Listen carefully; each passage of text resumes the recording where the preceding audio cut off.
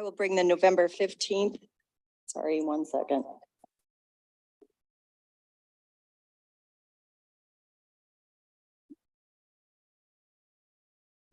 I'm usually good about that. Okay. We'll bring the November 15th, 2022 Board of Education meeting to order. Roll call, please. Kate Thomas, Here. Troy Carr, Here. Deb Baker, Here. Jim Hansen, Present.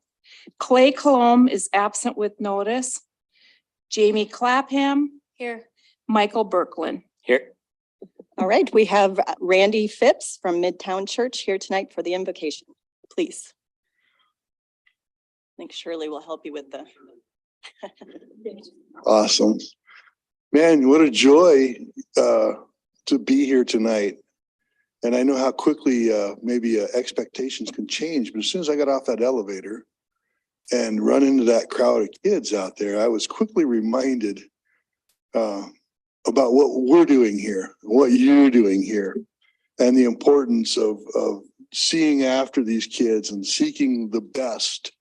And I'm here as a spiritual leader and as a pastor. I'm seeking the best for not only those kids, but for you kids as well. So let me pray a blessing over this time. Lord, thank you once again for this opportunity tonight that we are gathered here in not our own interest, but in the interest of others, in the interest of children and families of Rapid City as we're educating and inspiring and encouraging. May this board be encouraged tonight. May this board have clarity, not confusion. May there be such a right spirit and an attitude that we would find that this is joyful work that they do. Thank you for blessing this time, that there would be once again clarity about what's to be done and how it's to be done, Lord God. Take away any divisiveness and any indecision, but give us once again confidence, knowing it's a good thing, and that you would give all the glory, or you would receive all the glory and all the praise tonight. Thank you for this time. In your name we pray. Amen. Thank you. All right, join me in the Pledge of Allegiance, please. The flag of the United States of America and to the republic for which it stands, one nation, under God, indivisible, liberty and justice for all. All right, I need a motion for the approval of the agenda. Second. Jim and Michael? All those in favor? Aye. All those opposed? All right, we have the sharing of success. I will turn it over to Mrs. Swigert.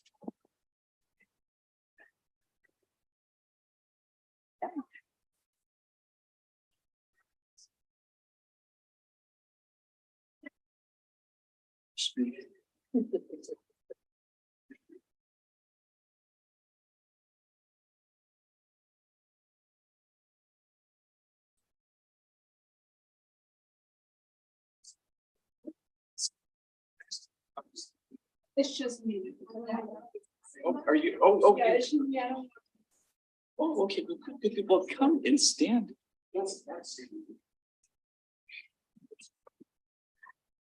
Hello, board. As you know, I like celebrating fantastic things that are going on in the district. So we are doing this every single meeting all year long.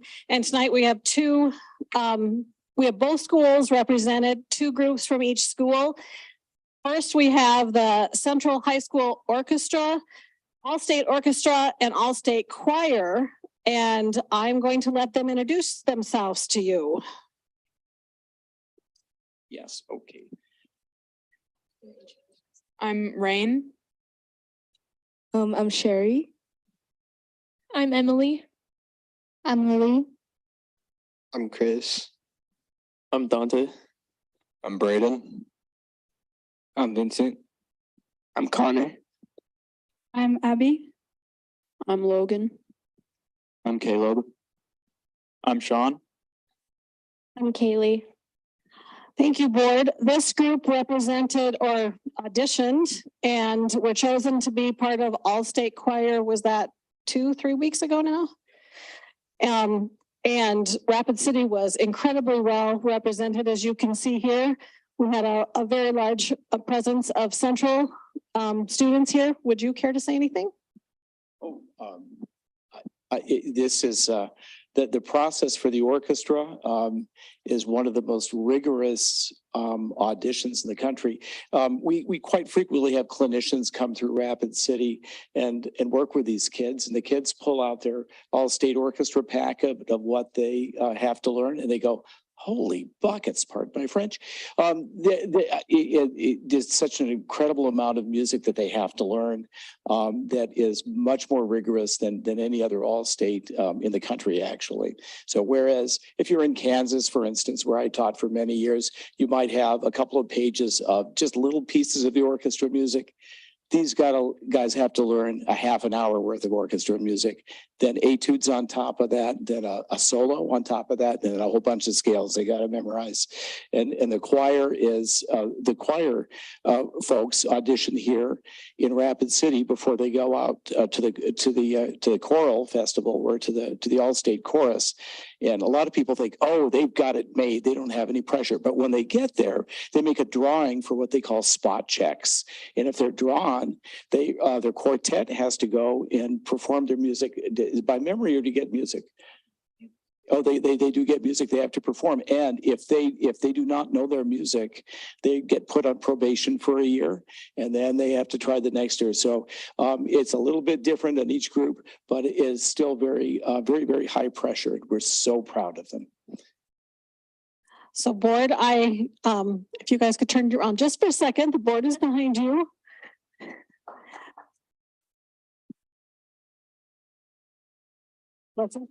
Yes. And board, as you can see, well represented, fantastic, talented Stevens High School or Central High School students in front of you, excuse me. And I know for a fact how hard they work because my daughters both played in orchestra. So congratulations once again. And if you turn back this way, you get a picture with me. Wow, if you can kind of double up maybe. Come in. Squeeze, squeeze.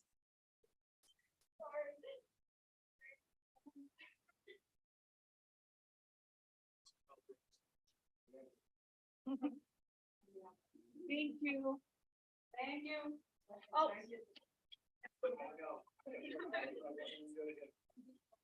Okay, thank you very much. Thank you.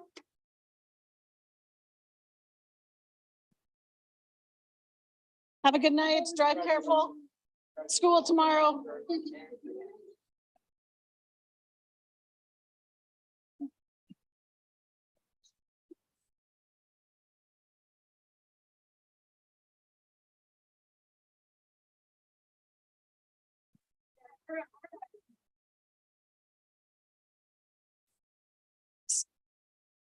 Stevens.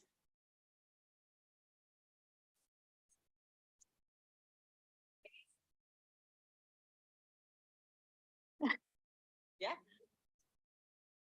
And face out this way.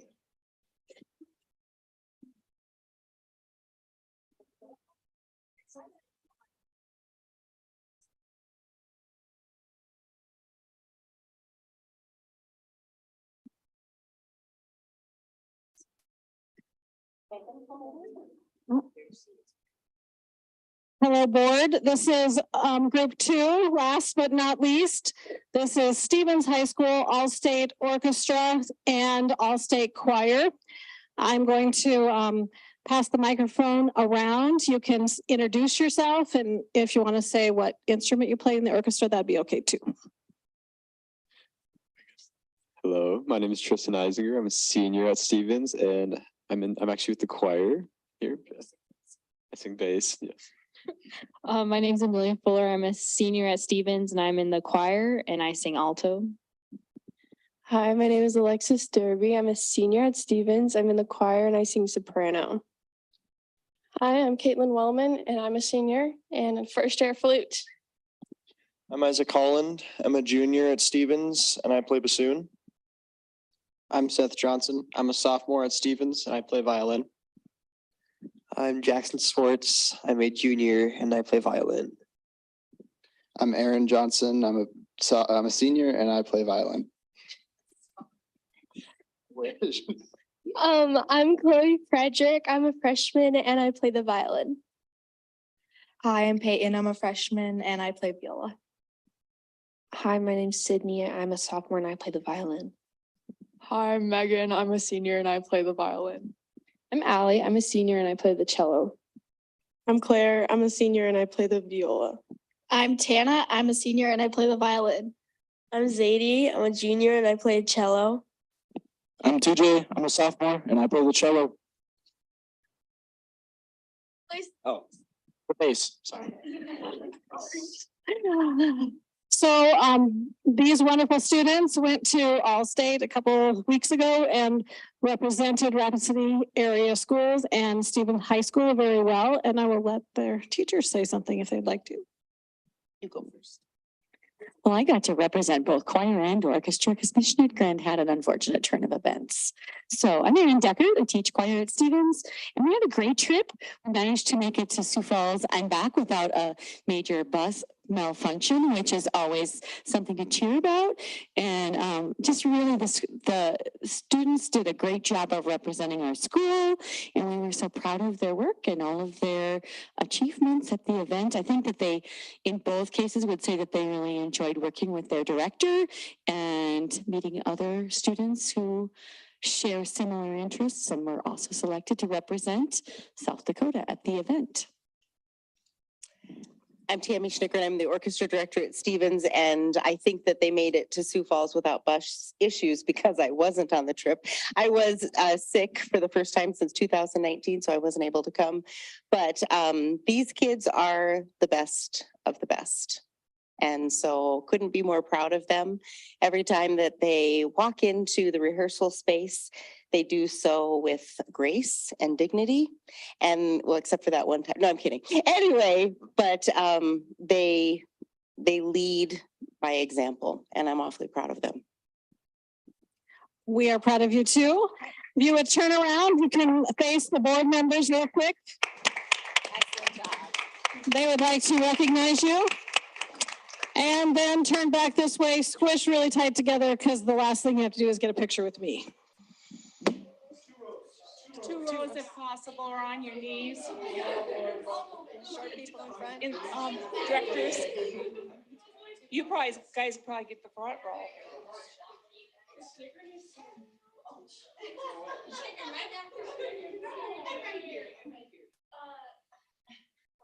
One, two, three. Thank you.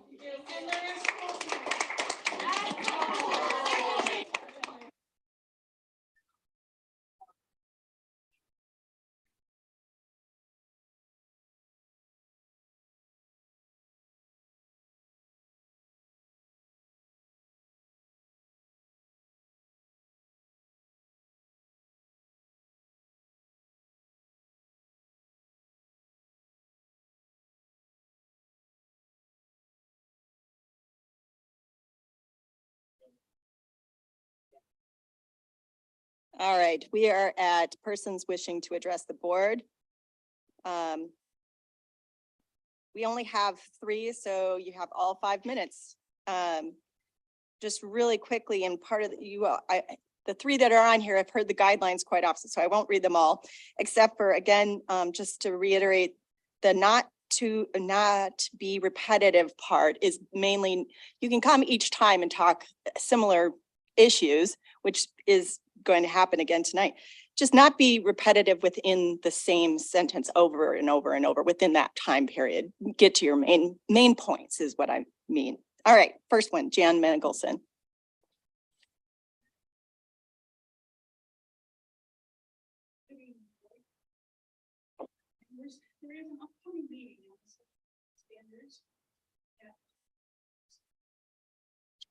Thanks. As you know, there's a lot of controversy over the proposed standards. Will you, as a board, take a position and relate it to the committee? I think it is important as so many teachers oppose these standards, and I think we will lose many teachers because of it. Thank you. All right, Florence Thompson.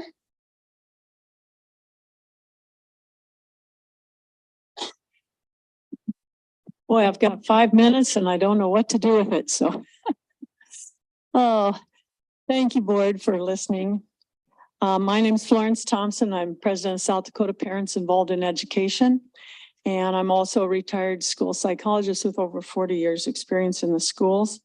I'm a grandmother of a public school student. And my son did graduate from Central High School some years back. So I was very happy with the education he got in the Rapid City schools at that time. I know I've been critical of a lot of things, but with Thanksgiving coming up, I'd like to say that I'm very thankful for the work this board has been doing. I think you guys have been really trying to tackle the tough issues and the tough questions and trying to kind of get things on an even keel. I really appreciate that. Since this topic of social studies standards was brought up, I have a topic to talk about. I did go to the Aberdeen hearing for the social studies standards, and it's a fine set of standards. And I think you will find your community will support these standards. They are basically the 1776 agenda for America, which is brought in by President Trump. And so these are traditional, conservative, classical education goals. You know, a lot of people are saying, gee, you know, what's happened to education? Where do we get off the track? Well, this is an attempt to get things back on the track. And Governor Noem was behind this. And she's been pushing very hard for civics education in the schools, thinking that, you know, the important role of the schools is to educate citizens, future citizens, for their roles as citizens, and to give them freedom of thought and give them skills to use, to learn and to discern and to make judgments that will affect us all. So I do think I congratulate the governor on this effort. She was very brave in scrapping the first bunch of standards that were brought up. And I know a lot of the teachers would still like to see those standards because they are pushed by the teachers union. And we all know that that is basically comes from on high as far as global education. So if we want American standards for American kids, and we want our kids to learn to be American citizens, not citizens of the world, I think that these are excellent standards. And you may, and I know there's been a criticism that they're too difficult. I think they have been used quite a bit. I know that homeschoolers have been using them. There have been classical education curriculums alongside for many years. And so these are not too hard.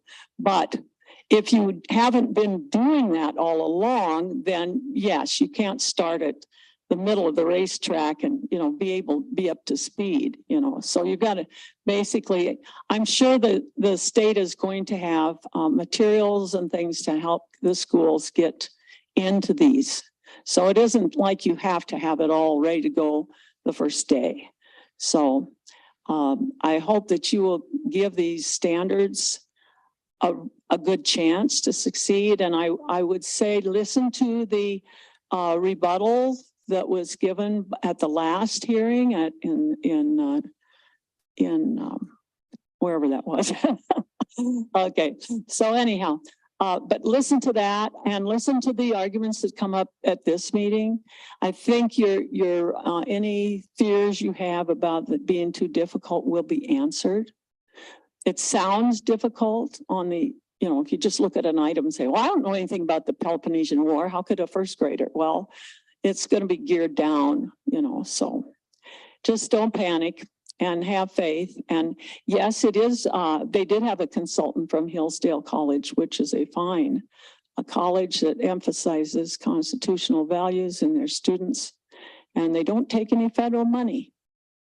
So they're completely independent. So, thank you. Thank you. And last speaker, Sarah Gross. I think I messed it up. I don't think you want me to hold it. Pick it all day long, because I have a lot to say. All right, so first I want to say thank you. Jamie visited South Park where I work yesterday and got to walk around, and my principal was just like, thank you for joining us. And thank you, Deb, you joined in September, and I think it's just so important to get out and be there. I forgot to introduce myself. My name is Sarah Gross. I have a doctorate in education and I've taught for 16 years. I'm nationally board certified and I've taught at middle, high, and now at elementary school. And so in my recurring segment, Life at an Old School, I want you to look at the carpet here. This is the newer style of carpet in our buildings that I've worked at, and because I've kind of school hopped, you see chunks of carpet that can be replaced. In our old buildings, they're just one big sheet of carpet. And so I don't know when my carpet was last replaced, and it's been cleaned and it's been well maintained, but there's just a different construction style today. And I think that when we think of carpet and disease and, like we just need to have some updating. And so that's one visual I want you to keep in your mind as you visit schools. Now, if you're paying attention to 11A, that's an agenda item, and maybe you weren't here 3 years ago, or maybe you weren't paying attention back then, but South Park Elementary was slated to be rebuilt in the bond proposal. And I noticed that almost $900,000 is tabulated for a new roof. So just something to kind of keep in mind, that was a building that we're going to spend almost $1 million on to get a new roof. That's clearly necessary, and I'm glad we're doing, but that building would be rebuilt. And now back to the social studies standards, a hot topic. I want you to think about an 8-year-old that you know, maybe 7, maybe 9, that would be 2nd grade. And I'm going to use the rest of my time to just read some standards to you. I know they're boring, but I want you to kind of think about what Florence said and compare. You can make up your own mind, but I would encourage you to write letters to the editor and pull these standards up and look at them for yourself. Because what I'll be reading is the heading and not the subheadings. For example, 1, 2, 3, 4, 5, 6, 7. This has 7 subpoints. So this is 2SS1, building upon skills learned in previous grades, the student learns the skills to complete the following tasks, completing each task with relative ease by the end of 2nd grade. That's not normal standard language, just a side note. 2SS2, the student demonstrates knowledge of American geography and regional maps. We are on to 2SS3, the student demonstrates knowledge of the fall of Rome and the Middle Ages, with 1, 2, 3, 4, 5, 6, 7, 8, 9 subpoints. 2SS4, the student demonstrates knowledge of the late Middle Ages and the Renaissance. 2SS5, the student demonstrates knowledge of the United States Constitution. 2SS6, the student demonstrates knowledge of American citizenship and civic participation. 2SS7, the student demonstrates knowledge of the early United States under the Constitution. 2SS8, the student demonstrates knowledge of American history between the War of 1812 and the presidency of Andrew Jackson. This has 5 subpoints. The student demonstrates knowledge of westward expansion's effect on relationships with Native Americans and the electoral divide over slavery. 2SS10, the student demonstrates knowledge of events leading up to the Civil War. 2SS11, the student demonstrates knowledge of the American Civil War and Reconstruction. 2SS12, the student demonstrates knowledge of the Gilded Age and the beginning of the 20th century. So although I agree that students can do very, very hard things, that's a giant list for an 8-year-old. And that's not including all of the subpoints. The Douglas School District, it was in the Journal this afternoon, talked about this at their meeting on Monday. And I think it's worth a study session or possibly a resolution. I know there's mixed feelings, but I'd really love to hear from Valerie Seals and teachers who teach social studies in our district, and then elementary teachers who have a day and they've got to find time to do those 12 giant points with their associated subpoints. social studies is not a tested subject. And so my questions continue to be, who will pay for this? What kind of timeline? Because you can't jump into it. In seventh grade, I think we move a whole textbook, if not have to buy a new whole textbook. And so I'd really, really encourage the board to have that study session and to make it public and available and bring in the experts. I'm definitely fired up over it, but your high school history teachers, your civics teachers, your middle school social studies teachers live it, breathe it every day and can really speak to it. Thank you. Right, thank you. We are on to board response to open forum topics. Now, this is a new way of having an other and being able to respond. That does not mean we will respond every single time. Maybe we won't, because we won't have that knowledge. Maybe the response might be, we're going to get back with you on that, or we'll have the administration check into other issues like last meeting, something about bus issues. So we do have this opportunity, and I encourage the board to respond if you feel the need to, but also think about being as clear and short as possible too. So are there any responses? Oh, sorry, Jamie, go ahead. My one thing would be, I do think it is important for board as a whole to have public discussion. I don't want people to feel like the standards are ignored. I do have copies of the old ones and the new ones. Had read both. I would make a specific response. I think we have to be very cautious, saying we want students to be citizens of America or the world. Those two things aren't mutually exclusive. And I don't think it's educationally appropriate to say you're only a citizen of one or the other. So I think we need to be very cautious with that kind of language. And aside from that, just want to say in the district this week, I think it's really neat to see. I got to see the 5th grade buddies with kindergartners at Corral Drive, and just watching that peer interaction and watching peer leadership with 5th graders helping kindergartners cut, and how amazing the room was working was really cool. And I think that's a great way to start teaching leadership at a very, very young age. So I thought that was really cool. And also kind of on a community level, I got to see Shrek the Musical, and we had staff and students that were parts in the play. It was an amazing production. And I think it's awesome to see, we see our students, of course, in our schools, but our students and our staff are also amazing and valuable parts of this community. And so it's really cool to see them kind of outside of the box in a different way. And so that was kind of a gift of this week from the districts. Michael, go ahead. Thank you. I just wanted to say a few things on the social studies standards as well. I appreciate Sarah bringing up the thought of someone, you know, whether that's a 7-year-old or a 17-year-old, and just think of them doing those things. My nephew is one of the smartest kids I know, and I don't think he could do those things. I don't know a lot of kids, to be fair. But the other kind of 2 things I wanted to point out were, one, they should be non-political. We've said that from the start. To come up here and say we like them because they are conservative is not a good thing. They should be non-biased. And then the other thing I wanted to say was, there's been a lot of talk about the rebuttal. There was also hours and hours of speakers who were against this. So I encourage you to listen to that portion of it as well. Thank you. Any other board? Go ahead, Jim. So there's a lot of good talking points at each one of these. I'm kind of glad to see that we're doing this. It's new. No, it's not a discussion between people in the public. But one of the things I want to talk about is the thing that was brought up about the carpet in the facilities. My questions from being on the facilities committee is is the proper form been followed? Coming here and making a statement about the carpet when there's 26 buildings, millions of dollars of capital outlay that needs to be spent. A roof trumps a piece of carpet.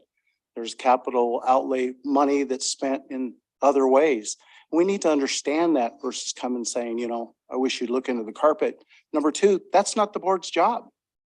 The board has to stay in their own lane. This is for the department that takes care of that stuff, and they bring recommendations, and they go through a vetting process of millions of dollars of money that is asked for every little one.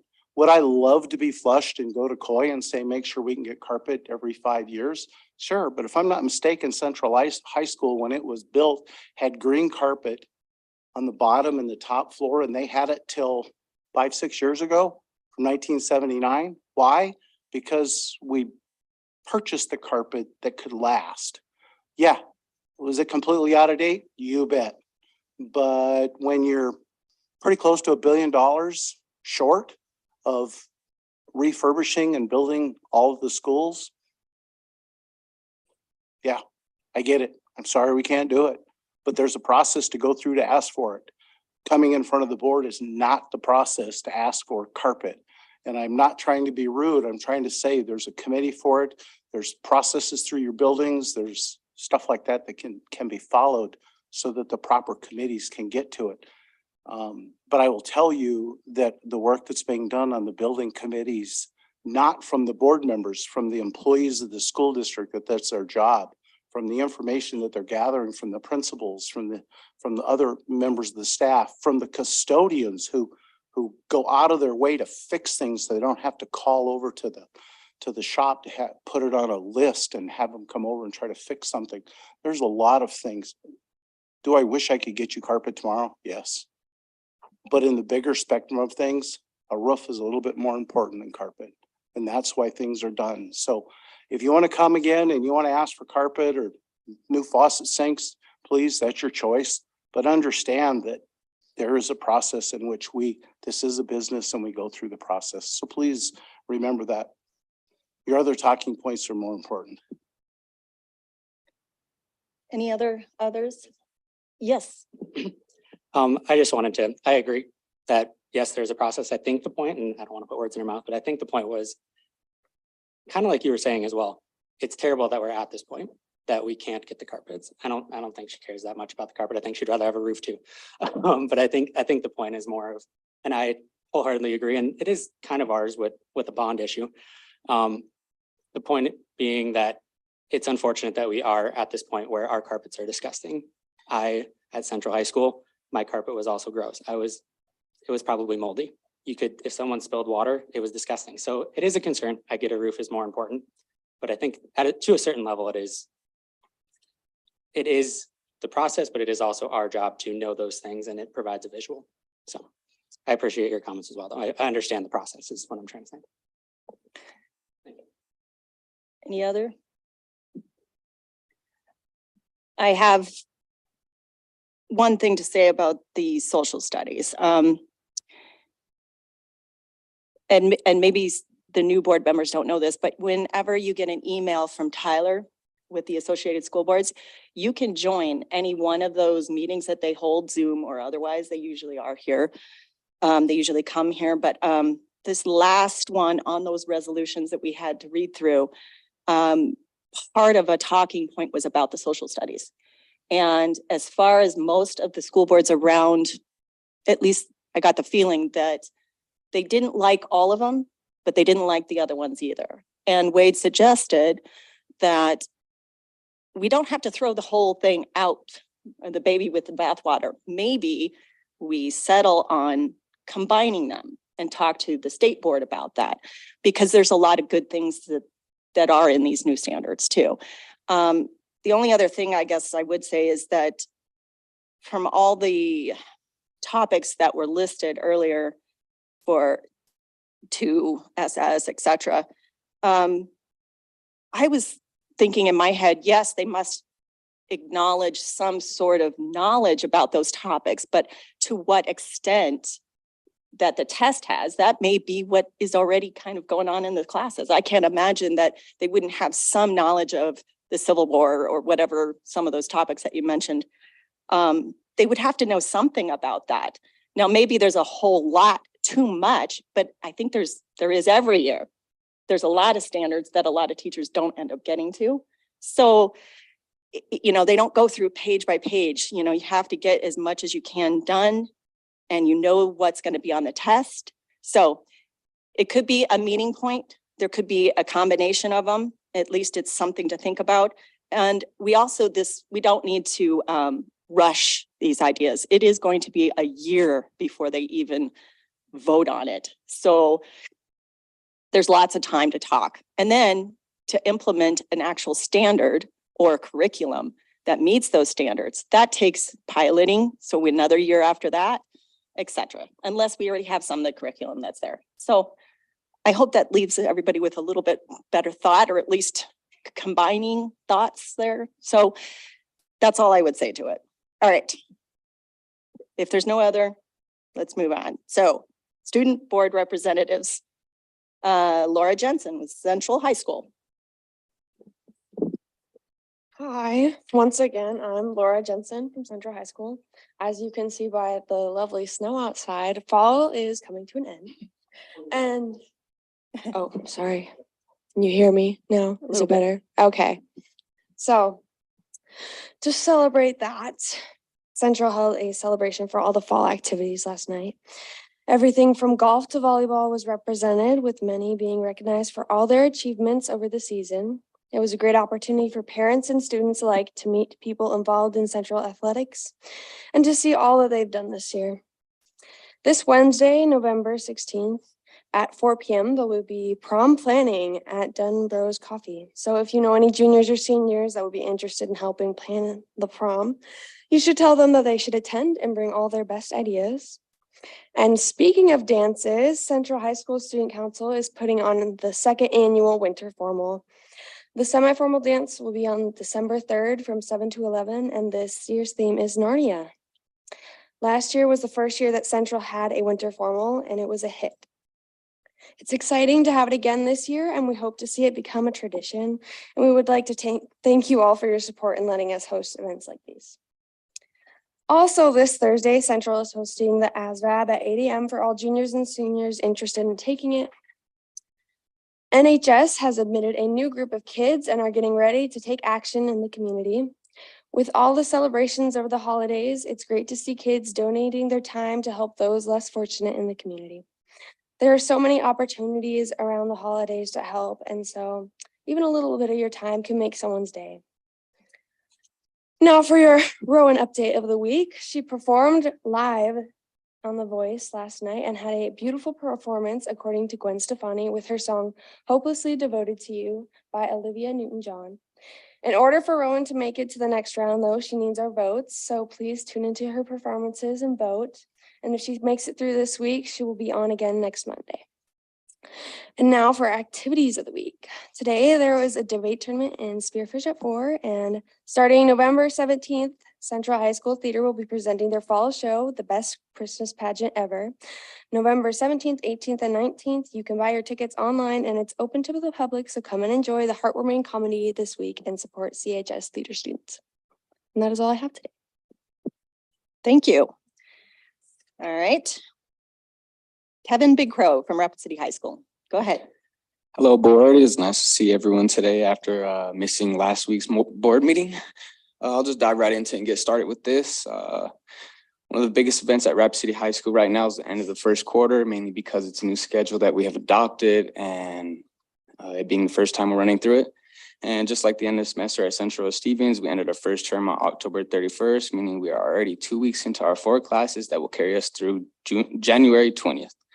Along with the end of the quarter, we held our first end of the quarter all-school assembly. During this assembly, we celebrated learners that exhibited the school-wide expectations of being respectful, present, and courageous. We even took the time to recognize learners that have accomplished great things in the community, such as Keyshawn Braveheart, who placed in the World Championships for Indian horse relay races. Also, at the first assembly, the Rushmore Rotary Club presented the student body with funds to start the Rapid City High School School Spirit Store. Continuing on, Rapid City High School sponsored our biannual blood drive last week on November 10th. Even with a 2-hour late start, Rapid City High School pulled through strong, and I was personally one of the 30, not exactly sure how the units work, but I was one of 30 units donated and excited to give back to the community. We'll also be holding our spring blood drive March 10th, and I hope to see you guys there. Continuing on, last quarter, all students at Rapid City High School participated in a focused interim SBAC testing. From this data, staff teams developed direct intervention lessons for learners scoring below proficiency. Starting this week, learners will be attending focus lessons before retesting later this quarter.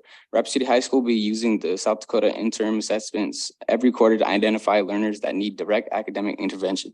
This focus intervention will help learners to fill gaps and prepare for state testing. Finally, I would like to offer a public thank you and shout out to the class of 1967. That's kind of far, honestly. Rapid City High School has a distinct honor of hosting several class reunions and building tours each year. This year, the class of 1967 chose to volunteer in service to their school instead of holding a formal reunion. Members of the class of 1967 gathered and completed a list of projects around the building. These included weeding the flower beds, organizing the closing closet, and cataloging historical items. They have even fundraised to place some of our gym wall mats with our school color purple, and they're green and yellow if you're wondering. Thank you to the class of 1967 for showing the school spirit. And in closing, I'd like to remind you of our school-wide expectations at Rapid City High School. Be respectful, present, and courageous. Respectfully submitted, Kevin Bickrow. Thank you. And Megan Jew from Stevens High School. Hello, everybody. Thank you for being here. I'm Megan Zhu, and I'll just get started. So the Stevens cross country team ran at the Nike Heartland race in Sioux Falls, which has around 10 states, I believe, from the surrounding Midwest states compete there. And Brianna Holso placed 7th in her race and Simeon Burbaum placed 2nd. So he secured an invite to the Portland Invitational, which is a national competition. And so we're excited to see how he does there. And then last night was the Evening of Champions at Stevens, where they celebrated the fall state championship teams and added their years to the banners in the gym. And some of them are getting pretty full, so we're excited to see how they do in the continuing years. The Stevens volleyball team won their game on Saturday, so they are heading to the state tournament this weekend in Sioux Falls, and we wish them luck. The agricultural issues team from FFA placed first and is progressing onto the state leadership development event competition. Additionally, the Stevens Knowledge Bowl team won their regional competition finals, so we'd like to congratulate them. And then tonight we have the parent-teacher conferences at Stevens, and there's also a FAFSA completion event going on in the library to help parents with financial aid for their students going to college. And this is held with collaboration with the School of Mines. And then Stevens High School is beginning the next 5-year cycle for Cognia accreditation during the 2022 to 2023 school year. Accreditation from Cognia is a valuable mark of distinction recognized around the world. Each year, Cognia identifies schools and systems that best exemplify excellence in education and stand out in their service to learners based on the results of the accreditation process. Within this process, staff, students, and parents have been asked to provide us information through surveys, and we appreciate everyone's participation in these surveys. This data is important for the accreditation process of Stevens High School, and we value the input of our staff, families, and students. And that's all I have for today. Thank you. Excellent reports. Moving on to number 9, conflict of interest. There has not been a conflict of interest waiver turned in. So we will go on to number 10, first reading. I need a motion. Jim and Deb. Any discussion on either of those or questions for Val, if she's on? Okay. Any questions from board members? All those in favor? All those opposed? All right, number 11, I need a motion for the approval of the consent agenda. I'll ask. Jim? Deb? All right, does anybody want anything pulled? Yes, 11F, please. F? Anyone else? Can I pull M, please? M as in Michael. Anything else? All right. Excluding F and M, I have a second or first and second. All those in favor? Aye. All those opposed? All right, F, I need a motion for approval, and then we'll discuss that. We got to at least get our first and second. Okay. Troy and Jim. All right, discussion. Yes, it's just a really small thing, and I should have caught it before you say, but on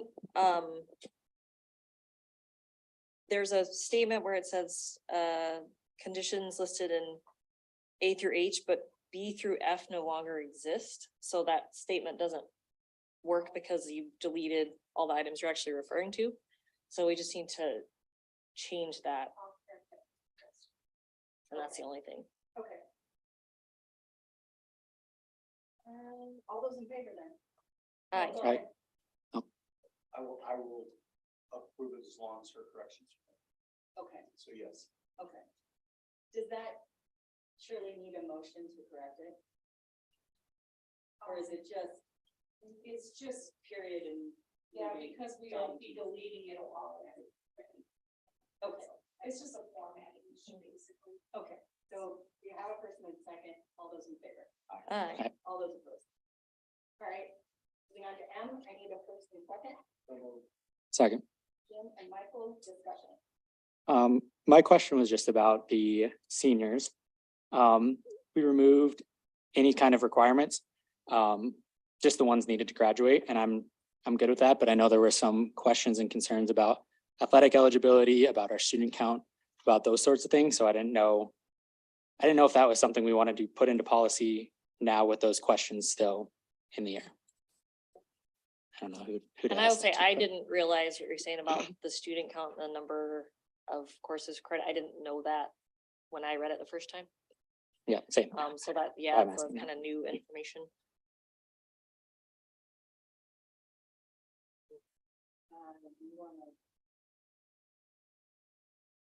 Yes, thank you, President Thomas. We have been, well, I think it was at the study set, was it at the study session we talked about? We have been discussing state requirements for eligibility to participate in sports as a senior. And there was a question that came forward about whether or not we should revisit that. Currently, the district policy reads that seniors, in order to participate, must be enrolled in 4 classes. And we opened up a discussion about how state funding is based on 5 classes or more in order to get full funding for those students. And I had been surprised when Mr. Sassy and I got the final report back from the state that we had to sign on the dotted line of how many students we were going to get paid for this year, that although the reports that I'd been given leading up to that final count day had been an increase of students, when the final number came in, it was actually a decrease of 37 students. And the decrease was because the reports that were being run for me was giving every single student full-time status. And that is not the case. So lo and behold, we were not 200 students ahead like I had thought. We were 37 students behind. And that opened up a deep conversation about, would we be better to bump up the number of classes seniors needed to participate in sports in order to ensure we were getting full funding? And there is the opposite side of that, which is, should we reduce the number of classes seniors need to take if they have no reason to take classes to graduate because they've completed their credits? And I think this is primarily about the number of credits we are requiring. And I think we're okay to move forward with this. I think that academics and athletics conversation is a different field. I also would, and I had asked Val Seals if we could investigate something like a course where seniors could get credit for working, which I think would be very valuable. And I know that we have done that in special education for a while. And I don't know how the state would feel about that, but if we have students duly enrolled, getting credit for that work, if we have students who we have certified or we're working through the college and career readiness program, if they're working in their field, I think that we should investigate giving them credit for that as well, which I think would open up a really good option for athletics for students who have all the credits they need to graduate, to get some work experience, internship. So I think we're going to move forward with that on a separate field. I think we're comfortable moving forward with this policy this way.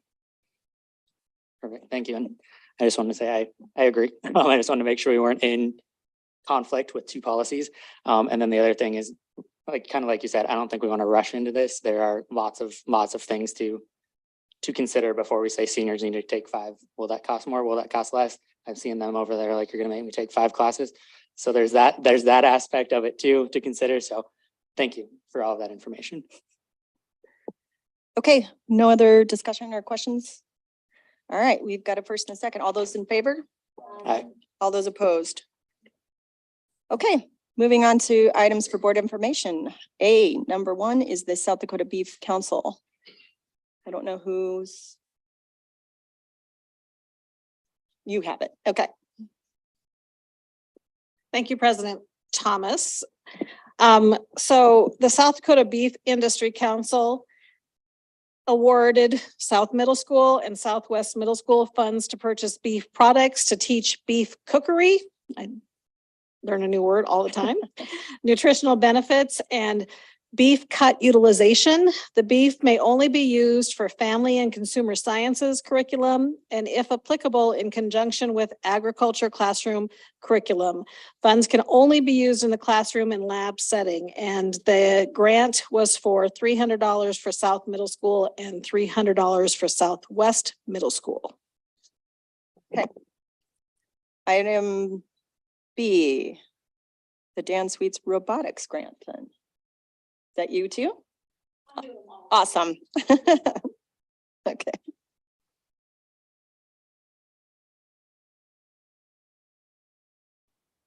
So, board, this information is Southwest Middle School would like to apply for a grant through NASA, South Dakota Space Grant Consortium. And this is the Dan Sweats Robotics Material Grant, and it is for a total of up to $13,000 for robotics. Dr. Sweats was a founder of the South Dakota Robotics Association, which has since evolved into other robotics organizations.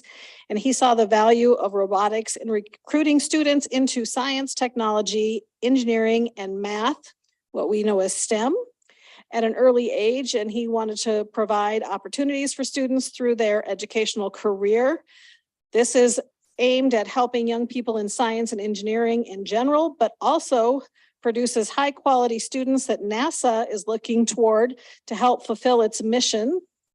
Dr. Sweat served in the management team of the South Dakota Space Grant Consortia for 15 years, and that organization provides annual awards to a South Dakota teacher or educator of robotics who will carry on these traditions in the memory of Dr. Sweats and 3 other gentlemen who tragically lost their lives in an airplane crash on December 9th, 2011.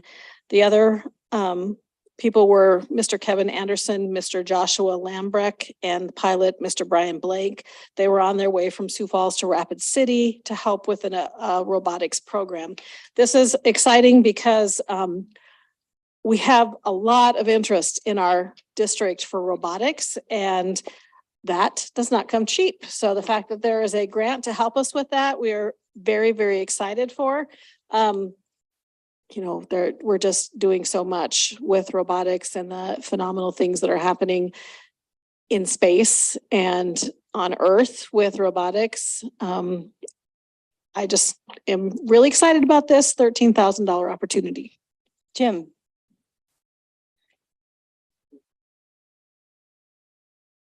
Who's gonna write the grant? I'm sorry, Who's gonna write the application? Southwest Middle School. The school The school is, employees inside the school district? yep, Well, I will tell you, we need to support that. And the reason why we need to support that is you can look from the elementary schools all the way up to one of the most prestigious engineering colleges that we have right here. Mhm. And if you've ever taken the time to watch the young kids all the way to those college students and adults that watch the robotics, what a way to get these kids involved. There's so many opportunities that are lost We have to support this because they work so many parts of their classrooms with mathematics and engineering, and they just build their way up building blocks, and to start them early, that teacher's absolutely spot on. So you do have my support. Thank you. Okay, I think C, budget update. Okay, thank you, Madam Chair. May I please share my screen with the board? Yes. Okay. Excellent, thank you. I wish everything was that easy. Okay, ladies and gentlemen, thank you very much. I am going to present to you tonight a high-level overview in recap of fiscal year 2022, the fiscal year that we completed back in June, and then the first quarter of the current fiscal year 2023, quarter one update. And so I promised I would be high level and brief with this, and so that's what you're going to get. So I'm going to jump right in. Starting with the fiscal year 2022 general fund revenue highlights. So on the revenue side, we had budgeted 107.3 million. We collected 101 million, which is about 94% of total budgeted revenue for the year. On the property tax side, that's the local effort portion that we talk about often. We were actually over what we had budgeted by $2.8 million. So we were 115% of our property tax budget in the general fund. On the state aid side, we fell under by about 3 million, or about 92% of the budget. And again, that was really due to the fact that our state aid fall enrollment estimate came in, the actual count came in under our estimate. And so there was an adjustment between the 2 years, which then pulls that state revenue down. On the federal side, we were under by about 5.4 million, about 65% of the budget. Really the issue there was a technical issue. We had carried over the previous year figures, which is a very common thing to do. However, those figures included carryover from the prior fiscal year, which we did not then adjust for. So there really is no issue there. We spent exactly what we said we were going to spend. It was just a matter of technically we should have come in and adjusted that to remove that carryover and reflect more accurate budget numbers. And then on the capital outlay flexibility transfer, we were under by about 684,000. So we used approximately 89% of that total transfer. What you all are probably sick and tired of hearing me say at this point is what is super important for us to understand and you to understand as board directors is when we pull back all of the weird stuff happening inside a budget, which has been happening, it feels like the entire time I've been here, given the presence of ESSER funds and some of the unique things that have been happening with our budget over the years. What is really happening at the core foundational level of our budget? That's what you all really need to be concerned about, because that really dictates the strategy from a fiscal standpoint and how you move forward with your budget. So when you do that, when you remove all what I would label non-ongoing sources of revenue to the general fund, meaning we're really just looking at our base foundational revenue in the general fund, we actually collected 99% of the projected revenue budget. So we were right on where we thought we were going to be. And really the difference is in those first two categories. So property tax, we were over by almost 3 million. State aid, we were under by almost or exactly 3 million. So really that's a wash, and that's where the 1% gap comes in terms of the total revenue. So we really have to pull back, and you'll see that throughout these slides and throughout all of our conversations. I say it to the board and the finance committee all the time. We really have to pull those other things that are happening in the budget back to look at the foundation of the budget and understand what's going on. So big picture idea here is general fund revenue was right where we thought it was going to be. Whoops. That's not what I meant to do. This is a graphical breakdown of general fund revenue. You see local property taxes making up about 45% of that budget, the state side making up about 39%, federal making up about 10%, which is a little high. There was still some presence of ESSER funds in there. That's typically more like 7 to 8%. And then other making up the additional 5%, which is the capital outlay flexibility. What's really important here, and we've talked about this before as well, is the relationship between these two sources of revenue.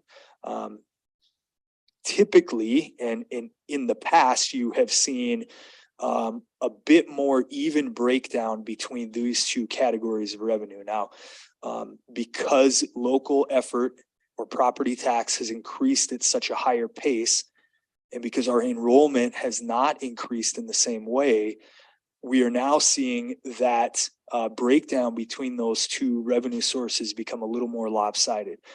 And that's something we want to keep an eye on. That's something we need to address with the legislature and make sure that they understand the trend that is leading to that and how it impacts our district's financial system. So I wanted to point that out.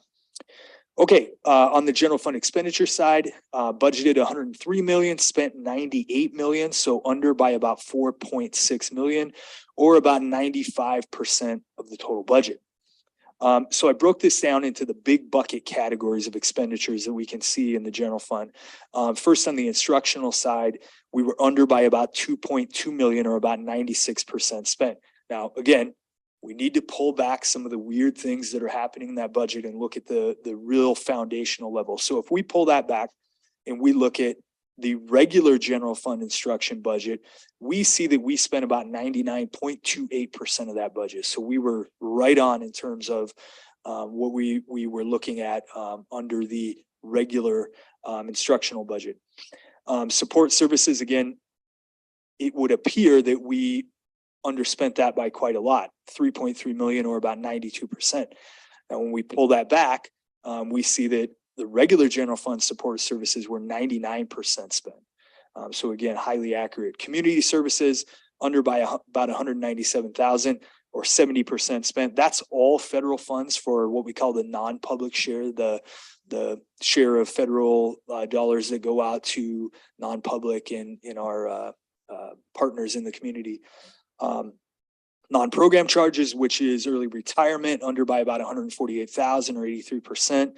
Just a small asterisk there. We are now through that early retirement payout, and you'll no longer see that in these figures. And then co-curricular activities under by about 219,000, or 93% of the budget spent. Graphical breakdown here.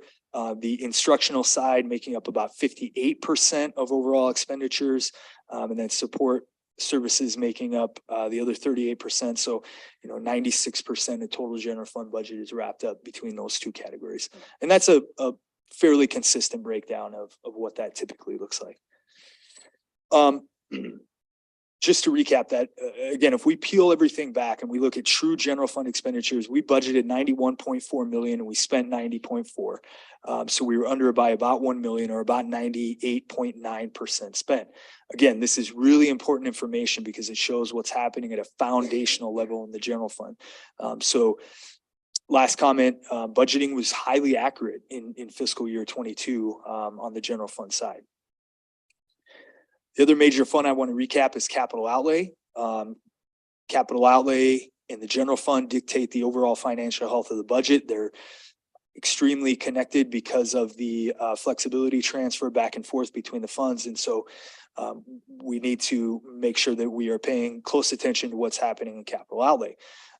So on the revenue side, we budgeted 95.2 million in revenue. We collected 52.8. So we were under by about 42 million. Now that appears really, really bad. However, the vast majority of that, as you'll see, was due to the amount of ESSER funds that were scheduled for construction that ultimately we didn't even really get into at that point in the year. So no issues there. And we'll talk about what actually happened in the ongoing capital outlay revenue. So again, capital outlay revenue is 99% local effort or property tax. So when we look at ongoing sources, which is primarily property tax, we budgeted 25.9 million. We collected 27.6. So again, the same trend we see here that we saw in the general fund, we were over by 1.6 million, or about 106% of the budget. Just looking specifically at property tax, we were over by 1.8 million, or about 115% of what we had predicted. Federal sources, as we just talked about, this is really where that discrepancy comes in. We budgeted 54. We only collected about 10, and that's due to the limited amount that we actually got into construction. So about 19% of that budget. And again, the note is just that we included all ESSER 2 and 3 construction funds and just didn't get far into the project.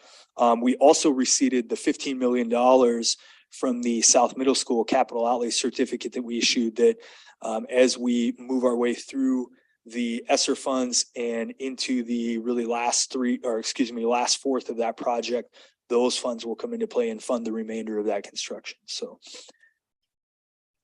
revenue breakdown on the capital outlay side looks very different than what it would typically look like. So we see 52% coming from local taxes, 19% from federal, and then 29% from other, which is the SMS capital outlay certificate. So typically we would see this portion be about 95 to 99% of the pie. So this is not typical of what you would normally expect in capital outlay revenue. However, we were over budget on our ongoing sources, which is very important. On the expenditure side, budgeted 42.8, spent 27.2, under by 15.5, or about 63% of budget. So again, we go in and we pull back all of the non-ongoing expenses to give us the real picture. So on the instruction side, we were under by 1.3, or about 83%. When we look at true capital outlay instruction expenses, we budgeted about 2 million and we spent about 1.2, so about 59%. Support services, this is where the majority of those funds are for the construction side, under by 45.5, 24% spent. If we pull that out, we look at true support service expenses, we budgeted 12, we spent almost 11, about 88% spent. Debt services, under by 13.5 million, or about 31% spent. Co-curricular, 95%, and then operating transfer out from capital outlay to general fund, under by about 684,000, or 89%. So again, to summarize that, we pull everything back. We look at true capital outlay expenses. We budgeted 41 and we spent about 24, or about 59% spent. I will comment further on this as we get into the Q1 review, and there's some reasons that I think those expenditures are being pulled down, but I'll get into that in the quarterly review portion. So graphical breakdown, we see support services making up about 43% of total expenses, instruction making up 21, transfer out of 18, and then debt services of about 18%. So there really is not what I would call a typical breakdown of these expenses, because capital outlay is such a unique fund. It's a project-based fund. So it looks like whatever we make it look like in that particular period of time. So very different than the general fund side. However, everything is on track. We were over in terms of revenue and our ongoing sources, which is exactly where we want to be. And obviously being under in expenditures is not necessarily a bad thing. However, I will comment more on that later. These were the end of fiscal year cash positions in the funds. All the major funds, as you can see, the majority of them either were level and or increased, with the exception of health insurance.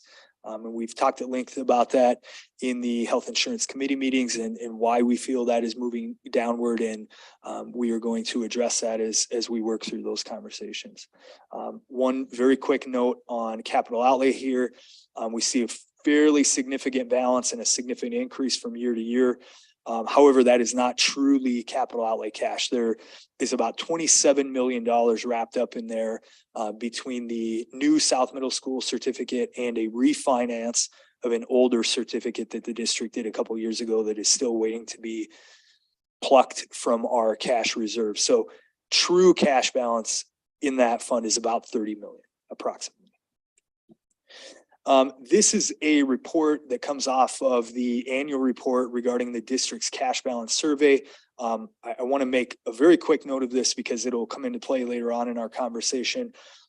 This surveys the cash balances of all the major funds of the district. And what I really like about this is this graphical representation here that you see where you can really get a good feel for the district's cash usage patterns and what type of an impact that has on the district as a whole. And so as we move away from the large property tax deposit months in, for example, the first quarter of the year, July, August, and September, you can see this cash balance dwindle down, and then it spikes with the first half property tax deposit, dwindles to a significant low here, and then bounces back with the second half and then levels off a bit. Capital outlay, somewhat that same trend, although in a different context. And then special ed really resembles general fund very much. So that'll come into play. I'll show you an example of that as we get into quarter one review as well. So very quick summary. Big picture perspective, what are important takeaways from last fiscal year? I think coming off of a really tumultuous 2 to 3 year period, this represented more of a normal year, if you can call it that, although there is still the presence of a lot of funds that are making that financial picture difficult for us to really take a look at. We still have a significant amount of one-time funding that clouds the picture, but like we talked about, when we pull that funding back, we see that we were really accurate in terms of budgeting overall. Most funds held or increased their cash positions. So overall, a fairly strong year for the district financially. Madam Chair, I'll stop there just for 1 minute before I go into the quarter one review. And if there are any questions I can answer or any discussion, I'm happy to do so. Any questions? Nope. Okay. You're good. Very good. So very quickly, fiscal year 2023 quarter one review, looking at the general fund revenue, revenue collection year to date was 13.9 million. Okay, let me stop 1 second. I'm sorry. I should have prefaced this with quarter one of a fiscal year for the district being July through September. Those are the first 3 months of the fiscal year. So that's the period we're looking at. So in that period, district collected $13.9 million in revenue, or about 13.5% of overall budget. Now, if everything worked exactly the way that we wanted it to, and it was nice and tidy, we would be looking for a 25% figure, 1/4 through the year. That would be the marker that we would want to see.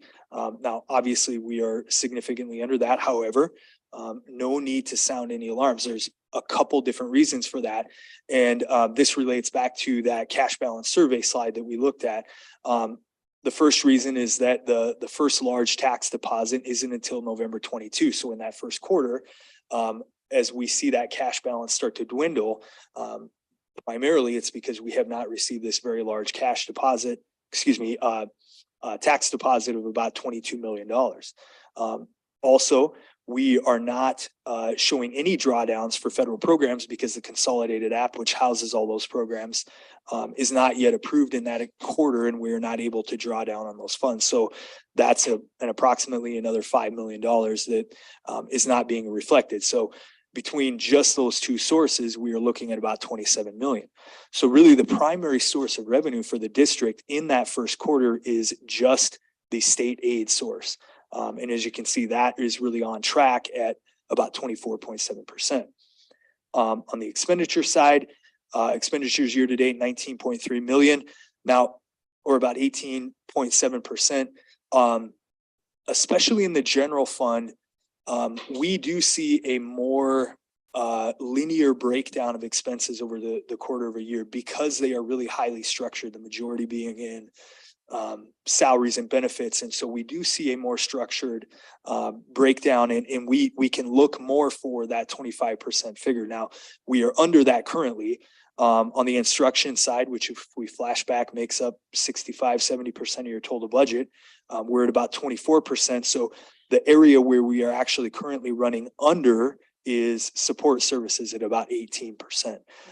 That will level off a bit in the second half of the year, especially because we see for those folks, some of the bigger expense months are throughout the winter and then into the spring. So that'll level out a bit, but overall, right on track, right where we want to be. Switching over to the capital outlay side, total revenue collected 343,000, or about 0.42% of the overall budget. Again, no need for us to sound an alarm. Similar issues to the general fund. First half property taxes in November, that's approximately 13.5 million. And then we have $55 million in ESSER funds for the South Middle School project, which we will draw down throughout the year. Again, really the progress of the project dictates the total amount drawn down, but certainly it'll be much more significant than where it is now. On the expenditure side, total year-to-date expenditures, 7.8 million, or about 9.5%. Now, again, this budget is very different in terms of its makeup than the general fund. I often call it a project-based budget because we are selecting the projects that will be addressed for capital outlay through the year. And so that can look different based upon what exactly those are and when throughout the year they will get executed. So I don't note any particular areas of concern.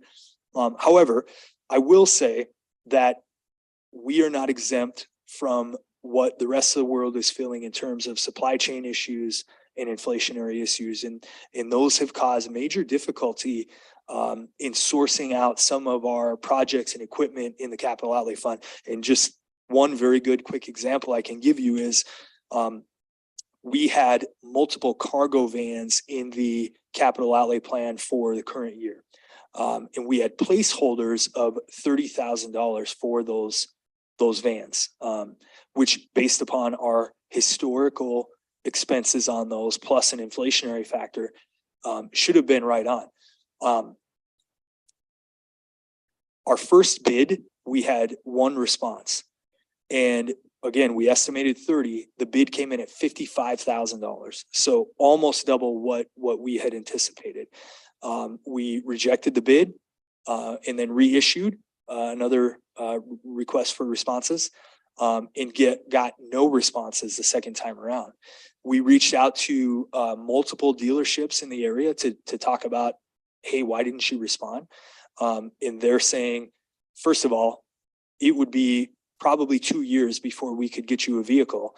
And second of all, if you rejected 55, then you're going to reject whatever it is that we come back with this time. And so these are challenges that are real to us and we're going to have to continue to face in this environment. And so for example, what we're doing with that situation in particular is really trying to reach out, not just locally, which has kind of been the strategy in the past, but more regionally and even into other states to say, hey, can we get you to bid on this and widen our approach to how we're doing those things. And that's pretty consistent. Of course, I think Mr. Velaswamy would tell you very similar things about sourcing out construction materials and some of the issues we're having on that side. So that's reality. Those are real things we have to deal with, and that will certainly affect obviously these figures and where we end up at the end of the year. So I will point that out. However, I don't think we have any major areas of concern at this moment. I think I screwed up my summary, President Thomas. So I'll stop there. And any questions or discussion, I'm happy to Any other questions answer how I from can. any board members? Okay, I do have a question. Yes, ma'am.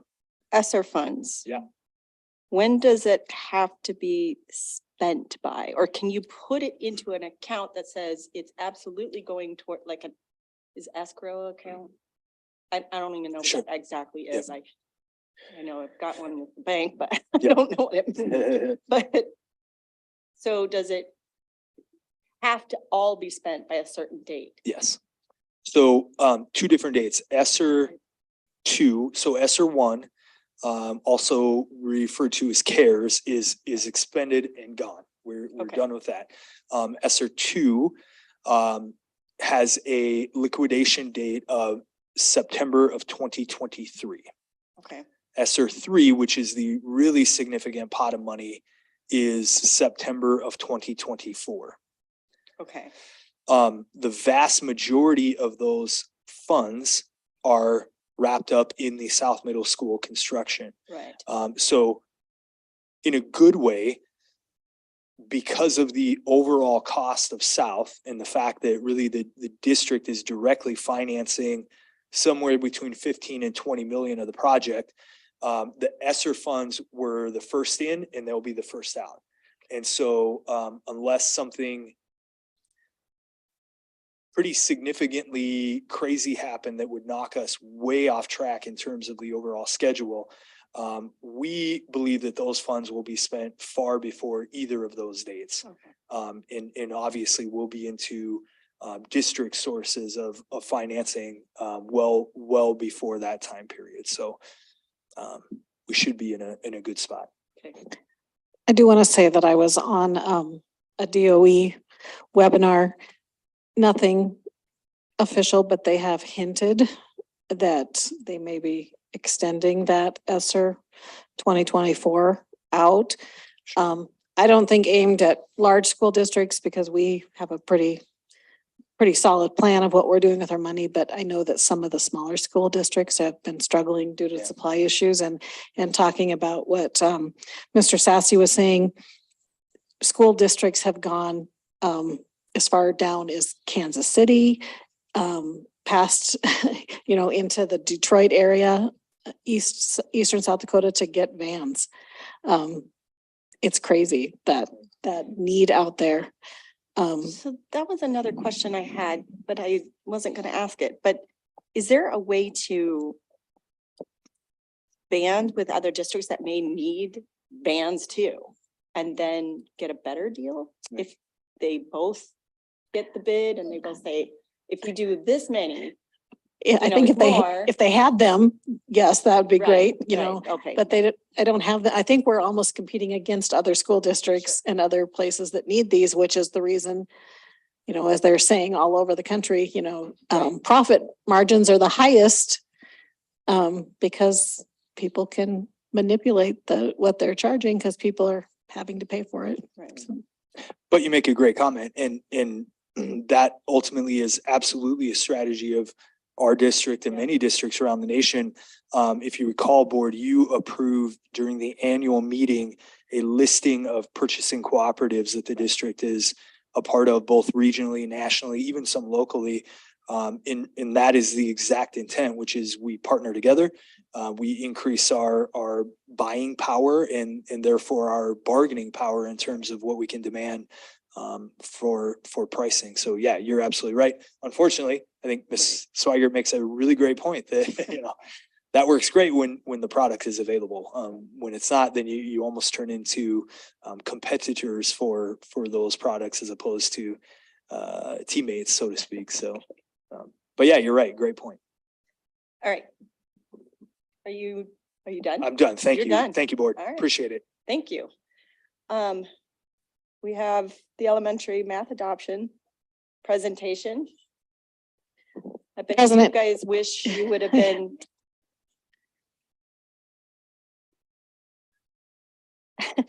I bet you guys wish you were a C Yes. instead of D. I'm sure they wish Sorry they were about that. A or, agenda item 2 or something. So President Thomas, Amanda Bauer, Dr. Bauer, and helpers are here. I also want to take a moment to thank them. There was an elementary math adoption chance for people to see the curriculum and talk to the people using it, been looking at it prior to this board meeting tonight down in our meeting room. And they are going to do that again in January and February. Is that correct, Dr. Bauer? January and February, you'll be here again before the meetings? It would be, I think, a really good idea to put it up on our events on our webpage. We had it on. Okay. We sent out the dialer, we sent Right. out emails. I think it was on Peach Jar. But that was to parents Yes. and Okay. just because the curriculum is open to the public as well Yeah. to look at, so. It was fantastic to visit down there and see everybody really engaged in looking at the material. So I'm excited to hear what Dr. Bauer has to share with us tonight. Good evening, board, and thank you for having us here tonight. I'm Dr. Amanda Bauer. I'm one of the teaching and learning specialists for the district, and I have two of our committee members and pilot teachers here with us as well to help in the presentation because they have really done the legwork behind this process. Just to give you an intro into where we are going. So the instructional framework outlines 5 key areas of teaching and learning in Rapid City area schools. And our committee's work as an adoption committee aligns to all 5 of these areas at some point throughout the process. So we are always going back to these guiding principles and ensuring that we are aligning the work of the adoption to the core principles of Rapid City area schools. Our committee consists of several educators in K-5 elementary schools in our district. All 6th grade levels at elementary are represented on the committee. We have 26 total voting members consisting of 25 classroom teachers and then 1 instructional coach as well. On our committee, we also have 3 elementary administrators who sit in and offer more of an advisory role from an administrator perspective. They are not voting members on the committee, but to ensure we have their voice involved as well. And we also bring in other specialists such as English language specialists and special education teachers and so forth throughout the process as well to ensure we're, like I said, getting as many voices as possible to be part of the process. This work actually started in the planning stages back in March of this year with that committee of teachers coming together for the first time in late May. We began our journey in May and June, laying the foundation work of the committee. And so far we've gone into great depths in evaluating the instructional resource options. And this graphic just shows you kind of our intent and plan throughout the course of the school year, hoping that we can stay on this timeline with the intent to implement a new instructional resource for the 23-24 school year. So where have we been so far? In the summer months, our committee came together. We established the guiding processes of our committee, the guiding criteria in selecting an instructional resource. And then we had 2 days of a really deep dive into the instructional resource options. Going into September and October, then we started to engage in that decision-making process to narrow down those instructional resource options, which has eventually led us to where we are now with 2 instructional resources that have been selected for piloting in the spring. So back in June, to kind of take you on a journey very quickly of the work that we have engaged in, the first thing our committee did was establish a joint purpose statement that guides all of our work in the committee. We share this purpose statement at our as our opening for every single meeting. Anytime we talk to stakeholders, this is the first thing we share because it guides that decision-making process. So first and foremost, we're looking for a resource that is standards driven and aligns to our South Dakota content standards for mathematics. We are also looking for a resource that engages our students in meaningful learning of mathematics through balanced and effective instructional practices that allow teachers to be responsive to their student needs. And then the final piece is really looking for something that will provide the professional learning and support for our elementary teachers in regards to their mathematics instruction. As part of that initial work, like I just said, one of our key pieces was ensuring that we are aligned to the South Dakota content standards. So our committee members, our teachers defined what the essential standards were at their grade levels. Through this process, we will ensure that all standards at each grade level are addressed, but we wanted to be sure that that essential learning, the priority standards that are identified, are taught to the full depth and intention as written and put forth in those standards. And so the committee identified those standards at each grade level, and then we grouped them into kind of larger topics. And then we looked for continuity across K-5 to ensure there was vertical alignment and we weren't leaving gaps somewhere along the way. So at the bottom of the screen there, you'll see the example that was put forth for the development in fluency of basic facts. You can see the progression of that essential learning, K-5.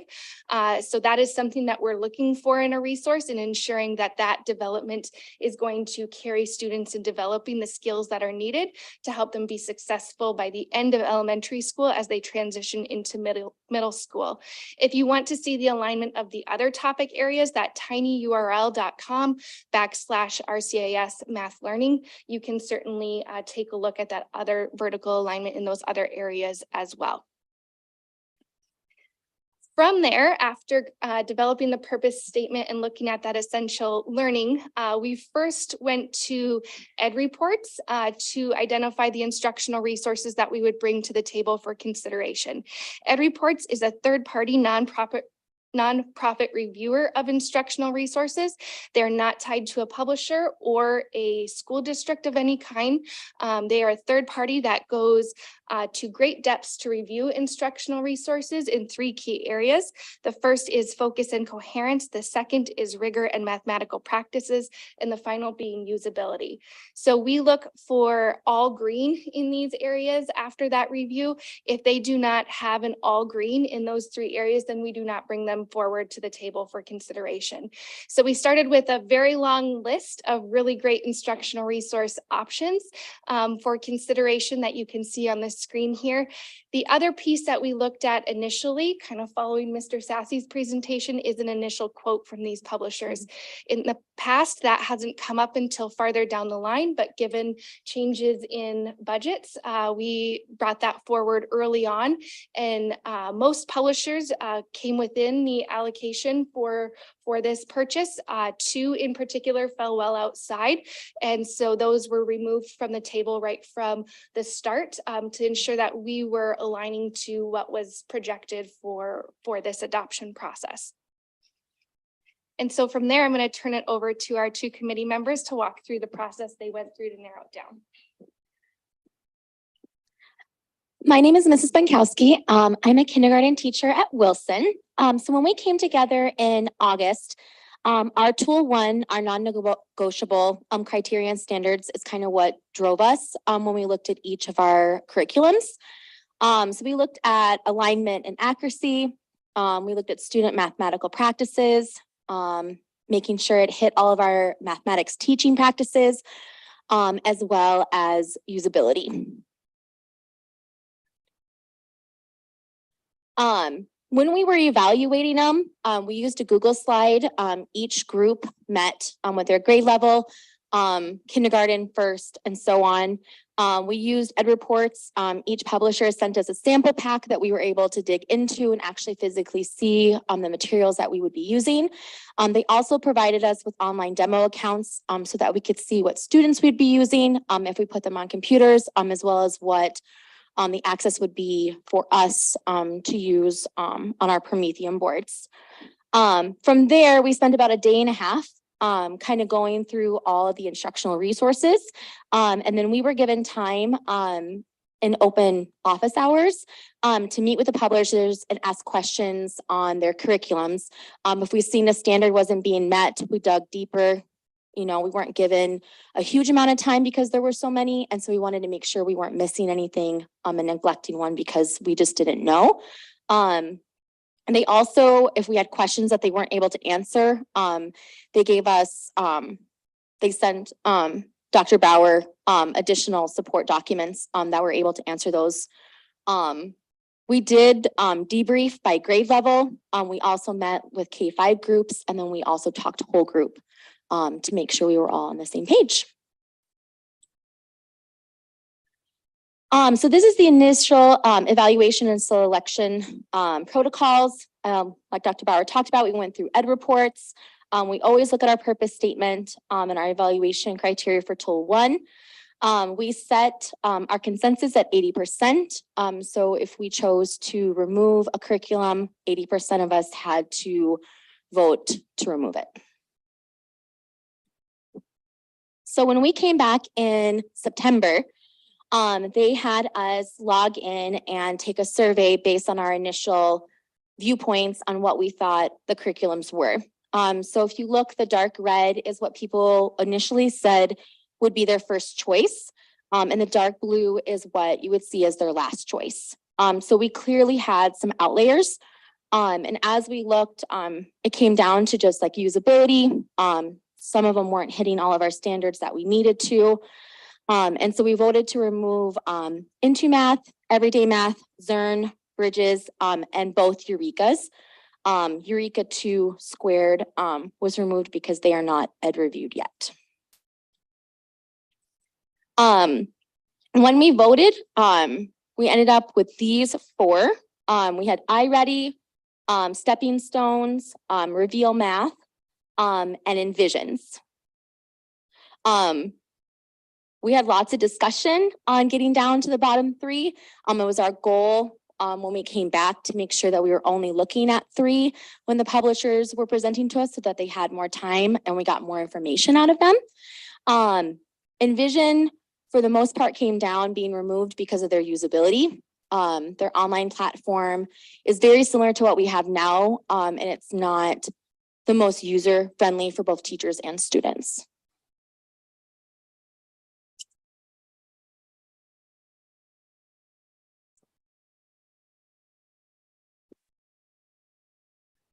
Hello, board. I'm Michael Salazar, teach at Meadowbrook Elementary, 5th grade. So after that was done, we were left with these final 3, which were the 3 that we, the publishers came and talked to us. All 3 were able to attend in person, which was very useful. So that was on the professional development day we got presented to all day long. What was the minutes per? I can't remember. I know it was in my notes. About an hour and 45 minutes per. And we were able to go through our evaluation criteria for tool 2. So this is some of the this is the criteria we went through integration, technology usage, support, and the assessment tools.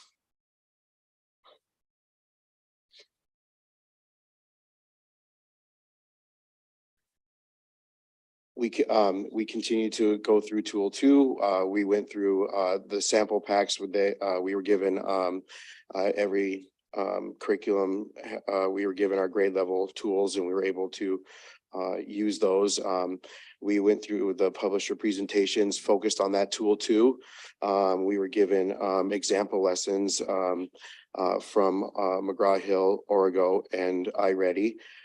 We looked at the differentiation resources and also fact fluency, and we were able to pose questions they were able to answer, and then we debriefed again whole group.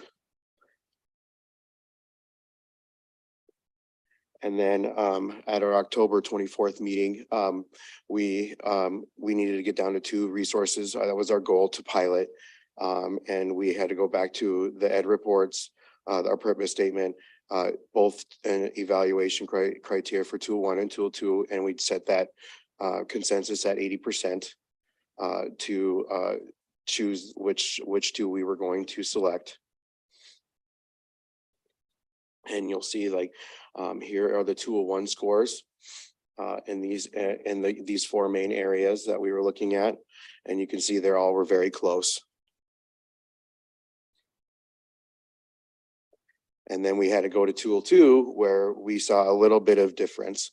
And so that was really our focus point. Seeing that, okay, we have two, we voted. And you'll see that iReady was kind of the lowest scoring from what we could find. And then Origo and Reveal were very close. And then you'll see we had our selection round where and you'll see our results of our vote. You'll see that Stepping Stones, we had 17 out of 24. Reveal Math was 100%. And iReady was a 7 out of 7 votes were for that. And so we didn't quite reach 80% for 2. So we had to go back to our purpose statement, tool 1, tool 2, and really look for and try to meet that criteria. And you'll see that the results were down to Stepping Stones or iReady, because McGraw-Hill was already going to pilot since that one won out. And so we did another vote, and you'll see the results there. And you'll see that Origo was the one that was selected and met that 80%. And so that leaves us down to these two. Thanks, Mr. Salazar.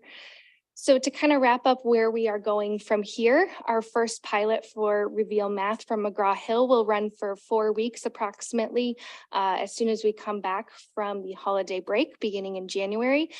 Stepping Stones from Origo will follow after a brief break in between there to allow our pilot teachers time to be trained in the next resource. So that will start in mid-February and run through mid-March, again for approximately 4 weeks. Opportunities for review. We have created a site off of the RCIS homepage.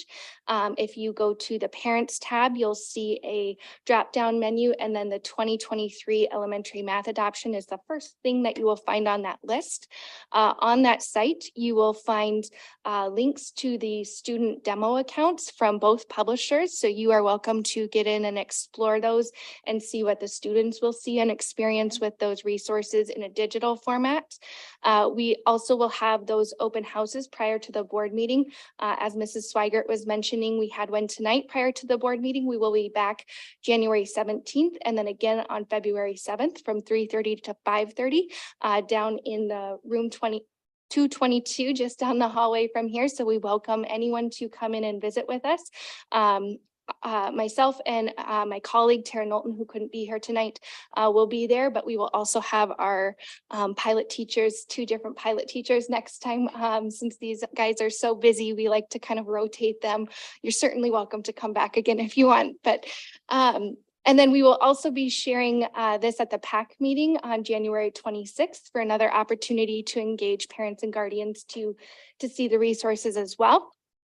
We have worked with the publishers to order additional sample packs now that we are down to the final 2. Each of our 15 elementary school buildings will be sent a lower elementary 1 grade level from K2 and an upper elementary 1 grade level from 3-5 sample pack. We are going to be sharing with the administrators how to share those sample packs. So we would like them shared out at PTA meetings that are happening in the buildings throughout January, February, and March. If they have any family engagement nights, including conferences that will happen during that time, to have them out at that time. Also in a common location so that other teachers who are not on the committee or pilot teachers have the opportunity to dig in and look at those sample packs as well. Opportunities for feedback. We are ultimately going to get to our final decision-making night at the end of March. And so our pilot teachers not only want feedback from themselves and their experience, but from as many voices and stakeholders as possible. So we have a student survey because student voice is really important in this, probably our most important stakeholders in this process, to ensure that they are engaging with the mathematics and find it meaningful and powerful to them in developing their math skills. So we have a survey created for them. With that said, our K1 students, possibly 2nd grade, might take that collectively rather than independently, guided by their expert teachers to help them complete that. Our pilot teachers will complete a survey as well, one time at the conclusion of the first pilot and again at the conclusion of the second pilot. We also have another survey that will go to all K-5 elementary staff, including all classroom teachers, special education teachers, paraprofessionals, administrators. Anyone is welcome to look at the student demo sites, walk through the pilot classrooms, see those resources and give their input as well, since they are not ultimately on the committee. And then finally, we want the feedback from family and community members as well. And so there is a survey for that as well that's housed on that site off the RCAS homepage. And so quick link to that RCAS homepage site, you can go to this bit.ly, it will take you directly to that site, or you can use the QR code. Again, you'll find the student demos there to access, as well as that survey linked there for you to offer feedback as well. And so we just encourage as many people as possible to visit with our teachers. They are the ones driving this work and engaged in it. And it's been a very heavy lift for them on top of everything they're already doing for our students. So we certainly appreciate them, but we want to hear as many voices as possible. So we encourage your questions, and we're here to answer any questions that you might have tonight for us. So I think it'd be good to mention how many students are taking this pilot. Sure. So out of K-5, we have about 650 students that will be in these pilot classrooms across those 25 teachers plus that instructional coach that will be engaging with these resources. Okay, it looks like Jim, you've got your hand up. Couple of small questions and then a statement. First off, the committee, refresh my memory, how many are on your committee? We have 25 classroom teachers represented K-5, so between 3 and 5 teachers at each grade level. And then we have 1 instructional coach from one building as well. And then we have 3 administrators as well on our committee. And all of them are voting members? The administrators are not, as well as myself and my colleague who are just facilitating the work. We are not voting members. We are there to guide the conversation and offer insight, but the classroom teachers and the instructional coach are the voting members on the committee. Thank you. Number 2, as you're going through this with the students, one of the biggest complaints we've heard with the math is parents can't help. Parents, if they're not going to the classrooms and sitting down and learning how to do the math, is this better? I mean, I grew up with 2 + 2, not the formulas you have now. I couldn't help my youngest son. I thought it was absolutely unbelievable. Yep. So my question is, can the parents be engaged in this? Not the ones that are jumping in that do, but the semi parents. Are these programs easy for them to actually help their students? Sure. I mean, I don't want to speak for all parents, but I would No, I say that understand. there's definitely better supports in these resources. One of our criteria in tool 2 is aligned to support specifically for parents and guardians. And so you'll see that score detailed in there. One of the things that both of these resources have, they have copyrights that are 21 or 2022. So they're very recent. One beautiful thing that came out of the pandemic is publishing companies that develop these resources for us realized that piece was severely lacking in prior editions. And so both of these resources have quality components that teachers can share with families to support them in their work at home with their students, in helping them understand that progression of the mathematics and why that progression is occurring.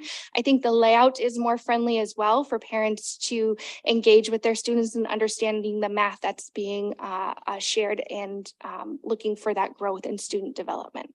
Sir, did you have an example? What's that? Did you have an example? that you're I gonna was just share? gonna say, just from looking at the resources, even if it was like something we sent home for homework or something like that, there is nice, very visual pieces to, I speak from upper elementary to where, where we kind of deal with the parents, but maybe not maybe getting a little bit more confused with a lot of the math. There's very nice pieces on both of them that show step by step, this is how it's done. Like for instance, fractions or something like that. If you're adding them, here's what needs to happen. And both resources right now have that really nice piece to them. Good. Madam President, can I make my statement? Yes, please. So I'm going on my 9th year being on the board. With a short break of 1 term in between that. So pretty close to 12 years of paying attention to what goes on. I have never had a group come before us and show us this in this detailed, and I want to thank you. Please thank your committee. Please thank them because this is phenomenal. You know, we got jumped for voting something that we said no, and not with your project. But they didn't come forward. They didn't take the time to do this. I know they did the time on the backside, but it wasn't shown to us. And so then they got mad because we said no. At the end of the day, what you guys are doing is so appreciated. And I so thank you for all the work that you're doing and coming forward and taking the time to have criteria. This means a lot. And I want to support you in this. So please continue it. I'll look forward to having more. And what time are you down there when you're here? Are you guys here like at 5, 4 for your open house? We are here from 3:30 to 5:30. Myself and my colleague from the Teaching and Learning Office, we will be there right at 3:30. These folks, they release their students around 3 o'clock, so they get here as soon as they can. So if you're hoping to talk to one of the pilot teachers and their practice, probably closer to 4 would be a better bet if you want to hear from them. Sure. Especially if there's snow. Yeah. Well, seriously, thank you very much. And thank you for your whole entire committee for putting this together. Doctor, thank you. This is very informative and this is what this board needs. So thank you. Bishop Carr, your hand. up. Mr. Hanson, I can assure you, I took a look at both curriculums. I asked all of them the same exact question. And it's a very distinct, I was talking to another board member, a very distinct presentation. One of the materials will look like how you and I went to school, and I identified with that. And I asked, this looks like a math book. This doesn't look like a, astronaut needs to do it. And the other book, the other curriculum is more theory, I guess, more Based in conceptual understanding. Thank you. I like to present Mr. Berkeley, and he's my math tutor. And yeah, and so that was the exact question. And there is a difference that you can definitely see in the presentation styles of math. So my other my statement or question was not a question, it's more of a statement of understanding of the process is that you all have whittled everything down to 2 curriculums. You will then decide one of the curriculums and then present that to the board for a up and down, for a yes or no. Correct? Is that the? I believe the process, don't quote me because that's outside my wheelhouse. Okay, I think if anybody thinks that's different process. And my point is that, which was similar to the other curriculum, by the time you've done all the work and done all that, and you present the one that you want, hopefully I'm already pre-biased to the one I want. My tutors, I'm gonna talk to my tutor. He's gonna try to sway me to the other one. It's gonna have to be some strong persuasion. But at the point that you all give to us what you want, it doesn't allow for much conversation or thought or disagreement because we're only given one choice. And I guess I don't have I'm just saying it's kind of unfortunate that that's the process because you give us one, and what if we don't like that one? Then all the work that's gone into choosing that one, you'd have to basically redo it. And so I just wanted to make sure that I was clear on that. And I think that's an unfortunate process. And so that's why it's important for the board members to kind of get in before, you all are down the road, so I can let you know my personal preference. And so that you can kind of know that before all the hard work is done. So thank you. Can I make one comment Sure. about that? I'm sorry. So of course, we welcome you to come to the open houses as well. I know one of the other intents moving forward from our director, Valerie Seals, is while the pilots are running, all K-5 staff are obviously welcome to go see the pilot teachers in their building, but they have shared their schedule of when they teach math as well. And I believe Director Valerie Seals is going to share with you all as well, if you would like to walk through a pilot classroom and see both resources during both pilots, so you can see the teachers and the instruction and the student learning that's occurring as well. So we would welcome that opportunity as well, so you can see it in action too. That's wonderful. Thank you. Yes, that is. I agree. Any other board members? Yes, go ahead.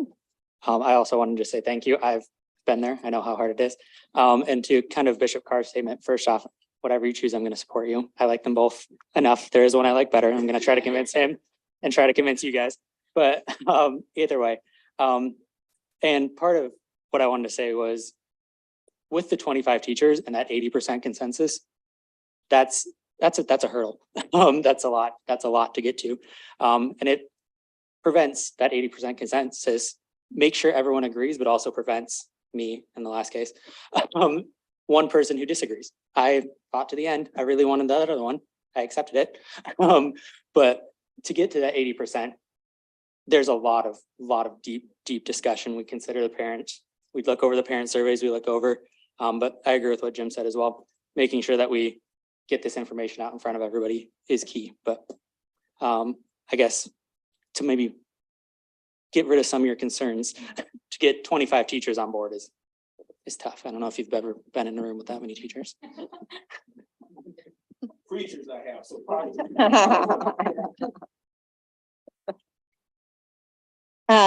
I guess I have one question.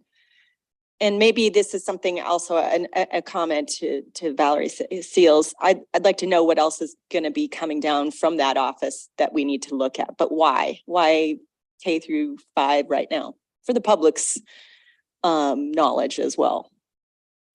Why K through 5 mathematics right now? Right now, yeah. Is it been like 20 years? I mean, there's probably a number of different reasons, but. Sure, yeah. So typically, the instructional resource consideration is typically about a 7-year cycle. And we try to align to the state and when they release updated standards so that the standards are updated and released. And then we look at instructional resources that would then align to those standards. Part of the consideration with elementary mathematics is that there are concerns with our math scores, K-12. And so my understanding is that stakeholders came forward and voicing that concern and from the board. And so this was brought forward sooner than that 7 years. And so that's why we are considering it now. And that's why it's moving forward at this point. Thank you. I appreciate that answer. Yes. All right. No more questions? Okay. Thank you. We appreciate that. Yes. All right. On to the reports of the superintendent. It's all yours. Thank you, President Thomas. I want to also echo that I think the work of this team has been incredible. I would say that in my years in the school district, Mr. Hansen, that this work often goes on behind the scenes, but the I think with the last curriculum, all of this work happened. I think that, as I've said, one of our key components this year is communication. I'm anchoring on that communication, appreciation, education, celebration. And so many of them overlap. Like tonight, I think we can celebrate the work that they have done, but they've done it and they brought it forward to us and they've communicated that. So I just think that, regardless of who sits here in this position, we need to maintain that as a district, that ability to communicate with the board and with the community, because that is how we get things done, because the work is always happening behind the scenes and we need to bring that work forward so that more people know. So thank you very much. So let's get to the important stuff. I survived my first call on weather, and I'm hoping to survive a non-call on weather tomorrow. So that's how that goes. I think that also went better in the past because one of the first things I did is I communicated with staff first. I let Mr. Talley know, he let administrators know. I communicated with all district staff. Then we released it to the public. And, you know, I made that choice because in the past, sometimes I would literally get questions from my teachers. They would get the information through the phone dialer or whatever before I would even get it. So I would be like, I don't know, let me get back to you. So I wanted to make sure that it went out. Now, you know, I did it via email, so people have to be willing to be contacted at, 4 after their duty day. But I just think if we keep that communication piece in place, we're going to see success. All of the directors and I meet bi-weekly. And in an effort to respect the time tonight, I'm only going to hit on a couple of different programs tonight. But work is always happening in every department, but not always necessarily something that I feel like rises to the point of having to be communicated. Tonight, though, I do want to talk about federal programs. Jackie Talley and I, the Director of Federal Programs, met today, and I was super excited to hear that the state had finally released our carryover. And I know that Coy made a reference to that in his budget. Carryover with federal money is, and it's something I definitely understand from my years working with Title I-D. Best laid plans, you can plan on, you write your budget, you make your plan, you plan on spending all the money, but for a variety of reasons, things don't always happen the way you want them to. And some federal money is use it or lose it, but some money they can determine to carry it over. And this year we got really good news on carryovers. So one of the key things that Jackie and I talked about today is of the carryover, $450,000 of that can be used for staff salary equality. That's a huge chunk of money that can help us in other ways in our district. So that was exciting. But that budget carryover will result in some consolidated app changes and new budgeting and amendments coming through. So the board will be acting on that in the future. We also talked, like I said, about the ESSER and the conversation that's happening. There is some use it or lose it money that we're having conversations about with the federal programs. Super important is that the schools that are on alert from the State Department of Ed had to make their plans, and we had to present those. So Horace Mann, Corral Drive, and I'm super excited to report that, the state first came back at us with a whole bunch of schools, and then they said, oh, our data's wrong. Thank goodness their data was wrong. And so then they kind of reduced the number of schools. So we're down to Horace Mann, Corral Drive, and General Beetle. So I have their plans. They met with Mrs. Talley to create these plans. I looked over them. I'm in total support of what's going on here. So I'm excited about that. And then Rapid City High School's progress report for their school success action plan. And I want to report that there's some really great things happening at our schools that are being watched by the Department of Ed. So we take those things really seriously. And Kevin reported in his board report that Rapid City High School is working super hard to get higher SBAC scores. They're testing every quarter. And they're the only school that's going to come and talk about the quarters and that testing piece, but it is really good work that's happening there. So that's what I wanted to talk to you about with the programs tonight. I always appreciate that Mr. Manuel comes in person and sits through the majority of the board meeting and is here to answer questions. Mr. Talley's in Chicago. He has 21 principals and educators there. They're visiting Stevenson High School. They're learning about evidence-based grading. And so I know he'll be coming back to do some reporting on that. I have also been participating in once a month in that large school superintendent Zoom. And that's where I'm hearing things that Coy is also experiencing here. It's disheartening that we're experiencing that in South Dakota, but at least we're not in it alone. I guess that's a good news. I visited a whole bunch of schools in the last 2 weeks, and I want to touch on that a little bit. Rapid City High School, Kevin talked about it. They're starting second quarter, and you might think, big deal, it's second quarter. But Rapid City High School this year changed to a 4x4 block.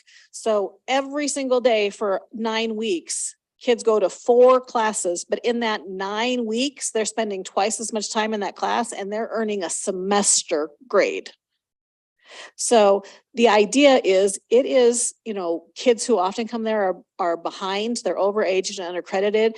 And we needed to come up with a plan of how we can get kids in there more often and also allow them to earn more credit. So 4 classes instead of 8, but every single day, focusing on that, earning the credit at the end of the quarter, and then second quarter, all new schedules, all new classes. Jennifer Roberts, the principal there, is going to report back to me about how the data all washes out about that. But another thing is, if they didn't finish the class, all of their classes are on Canvas, so they can be placed into a hour of credit recovery and finish the class that they were partly done with, and they don't have to revert all the way back to step 1. They get to stay where they're at and finish that class. And I'm really excited about the work that was being done. When I went to that school, and I walked around every single building, stuck my head in every single classroom, they were all full with the exception of senior. But Rapid City High School doesn't have as many seniors. And so the senior classes weren't as full, but they don't have as many seniors there because not as many kids have enough credits to be seniors. So that made total sense. The other classes were completely full. And I think it's important to recognize that.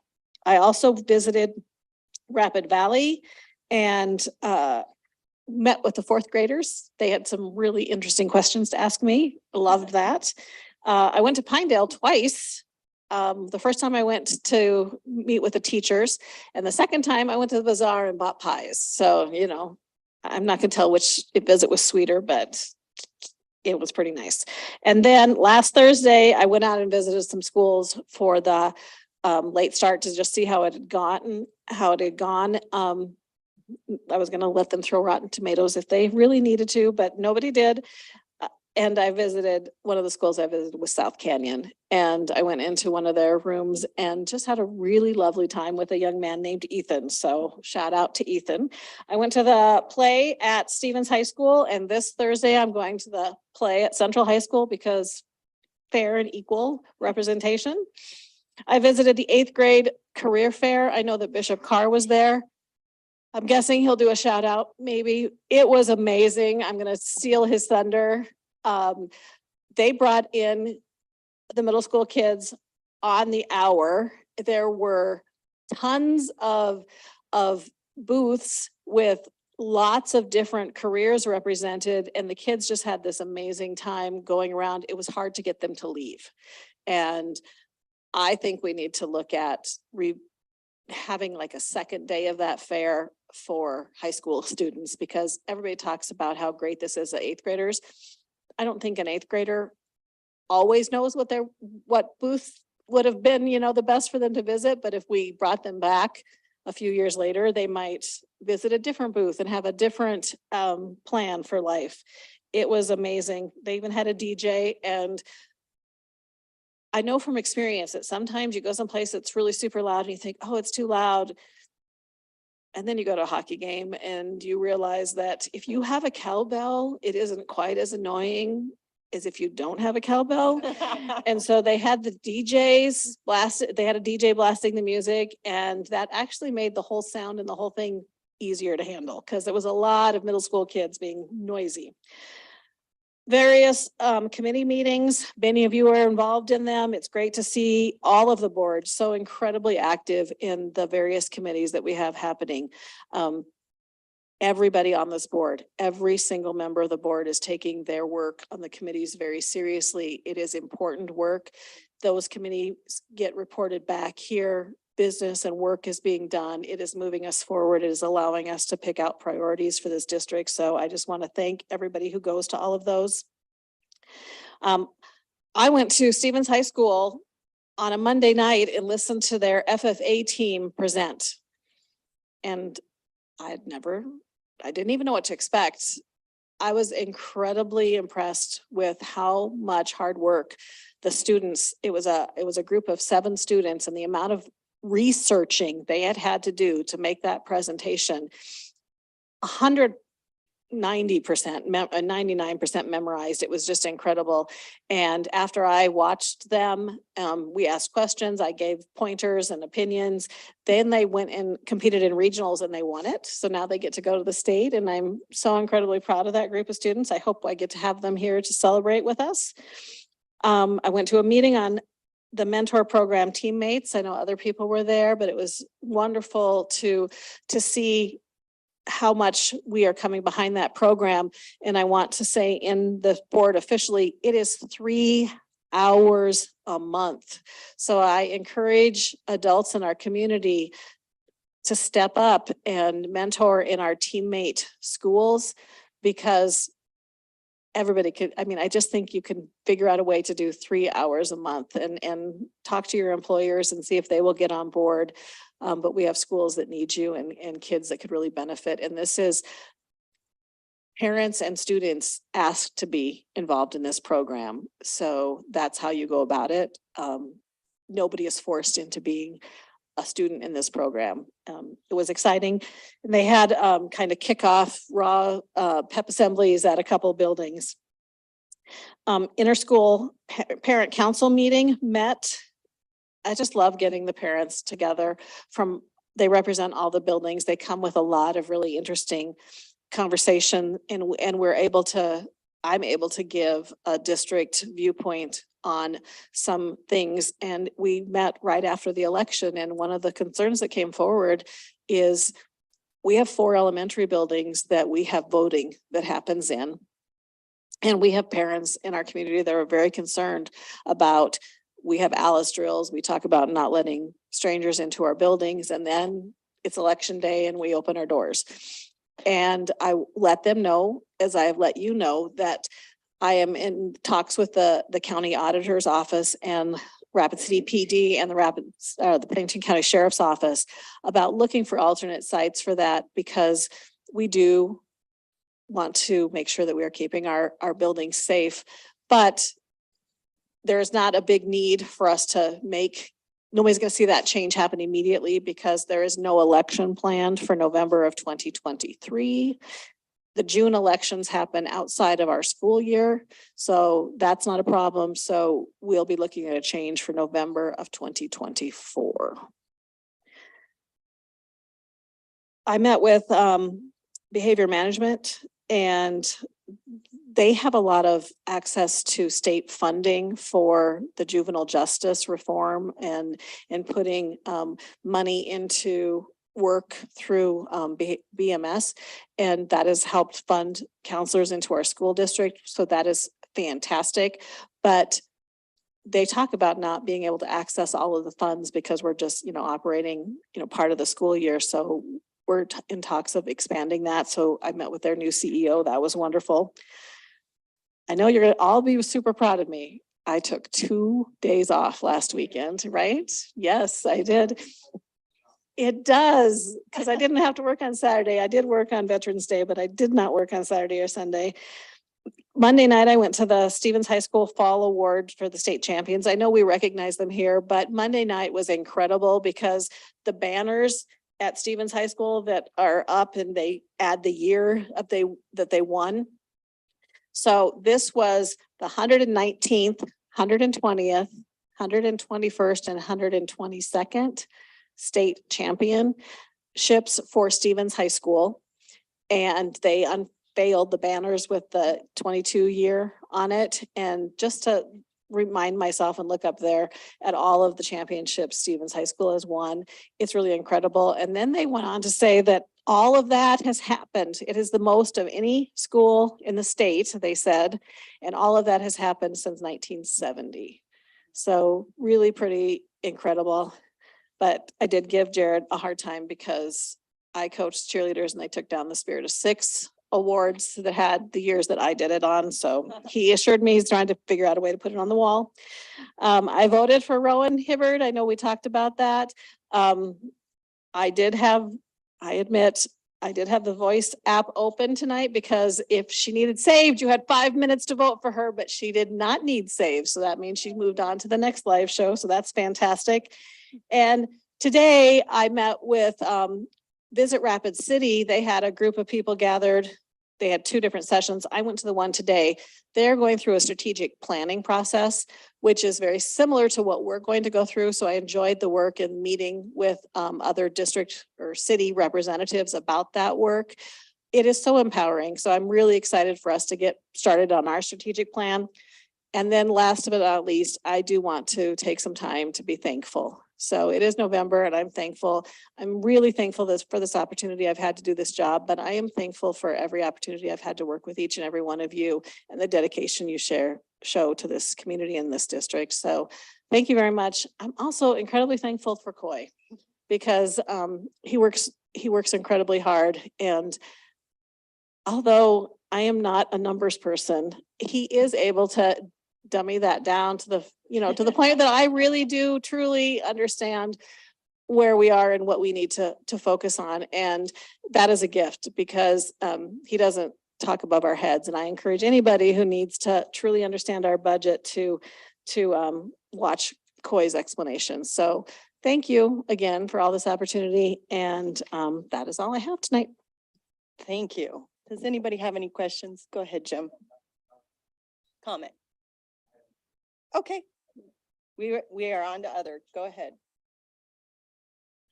Boy, Nicole, that's a lot of work. So, a fun thing, Friday night is Horseman's Turkey Bingo. They are so large, they have to move out of their gym. And at the time, Mr. Talley was at Central. He has offered his gym. And so in the cafeteria. It is in the cafeteria from 5:30 to 7:30 this coming Friday. And last year at this time, I was so nervous because they wrote me into being the bingo caller. And I was like, what am I? Why? As shy as I am, right? Why? I had so much fun. Callie Gebhardt reached out and they've wrote me in to do it again this year. And I'm going to tell you, it is watching the kids with the families there. It's awesome. So you're all invited. Trust me, I understand how busy everybody is, but it's this Friday and it's at Central High School in the cafeteria. And I think it's US Bank is who sponsors this. Is it? And they're phenomenal, just phenomenal. It is a pretty cool thing. So Kelly Gorman, the principal there, her and her staff just rock it out. So yes. Thank you, Madam President. You're welcome. I just want to make a quick comment. My computer died and I do not have my plug with me just in case anybody watching. No, it's fine. Anybody watching, that's why I'm stuck on that face. Wow. Great. That's just great. Okay. Any others? So I don't have my hands. Go ahead, Jamie. Really quick, one, I can't come to their turkey bingo because it's so successful that Blackhawk is initiating their own turkey bingo. Awesome. I am not the caller. So I wanted to, in being thankful and celebrating, say being out and seeing leadership when I was at Veterans Day programs that I saw directors, district directors there, and that was really cool to see board members, directors out there. And kind of a special shout out Mr. Talley here, but I know that there was a student in crisis that he went very far above and beyond and went back to the school to check on a student. And that's one of those, you don't have to do it. It's not in your job description, but it means a lot. And it means a lot to see that kind of in-depth leadership and just to be really appreciative of that in the district. Do you have your hand up? No, I'm just kidding. No, I can't see it. I can't see it anyway. Follow the rules. Go ahead, go ahead. Very quick, I had several, and so again, when you're preaching a sermon and you realize you only have 5 minutes, you're gonna work a miracle. So I'll work a miracle. I did go to the 8th grade college fair, and I'm not worried about my thunder being stolen because I was so excited. The kids were excited. I was running around like they were to the tables. I want to be a nurse. I want to be a fireman. It was just really exciting to see them being excited. It was no one standing around and everybody seemed engaged. And so I agree that even if they did it for 9th grade on the same day, so 8th and 9th grade, I want to thank all the businesses that came and supported and brought out their equipment. I saw an example of that simulator, and I was ready to have a board meeting. Let's vote for it. I want to sit in the chair. It was just really, really good. I also had a chance to take a bus tour. Shout out to Sandy Kerr, bus 219. She took me down all the way to Hermosa, and it's just interesting. And so I left there wanting to talk to the community about the need for bus drivers. Please, if you have the availability to drive a bus, I even had thought about driving a bus, but it would probably be a conflict of interest because you're technically an employee of the district. But they really need bus drivers. The other thing that they need is bus monitors. And so again, I appeal to the community, to parents, to grandparents.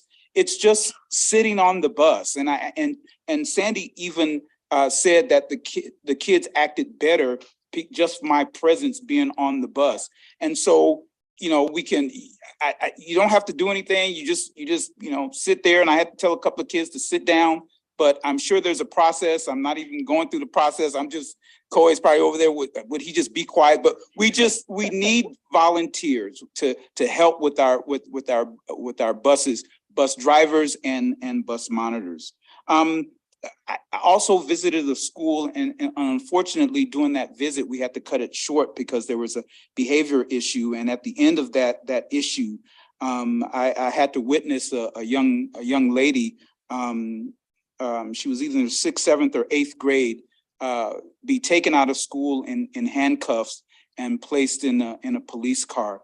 And my initial thought is wanting to help her and wanting to know her story. And my point for saying that is, as we start to make solutions and start to think about ideas and make decisions about what we're going to do about the behavioral issues in our school, as we make changes, there are going to be some people that are displaced by those different changes: buildings, teachers, administrators, different people. And so I wanted to say that if you disagree with the changes or the direction that the board decides to make, I want you to remember that story and remember that visual that I saw this young 8th grader at least being taken out of school. And at this point, there's no programming out within our district to help her. And I want to solve, and we're working on that to solve that. And so I just want to make sure that people that disagree with it or whatever, if you talk to me personally,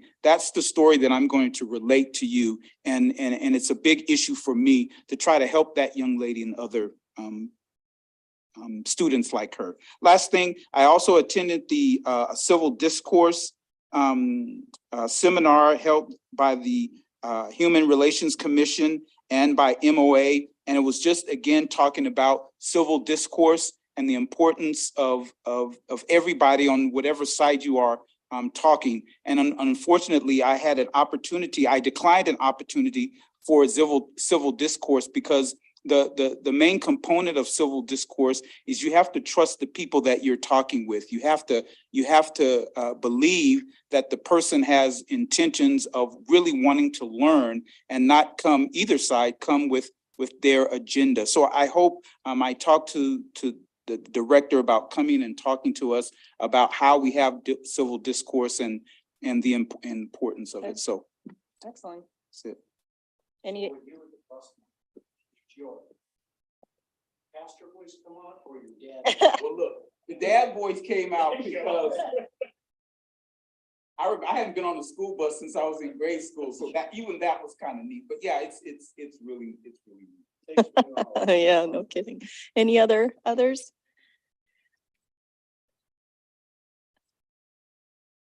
I would only in the spirit of Thanksgiving as well, just appreciate the community, everybody that comes to either speak or just watch, either on YouTube or here. There's a definite commitment.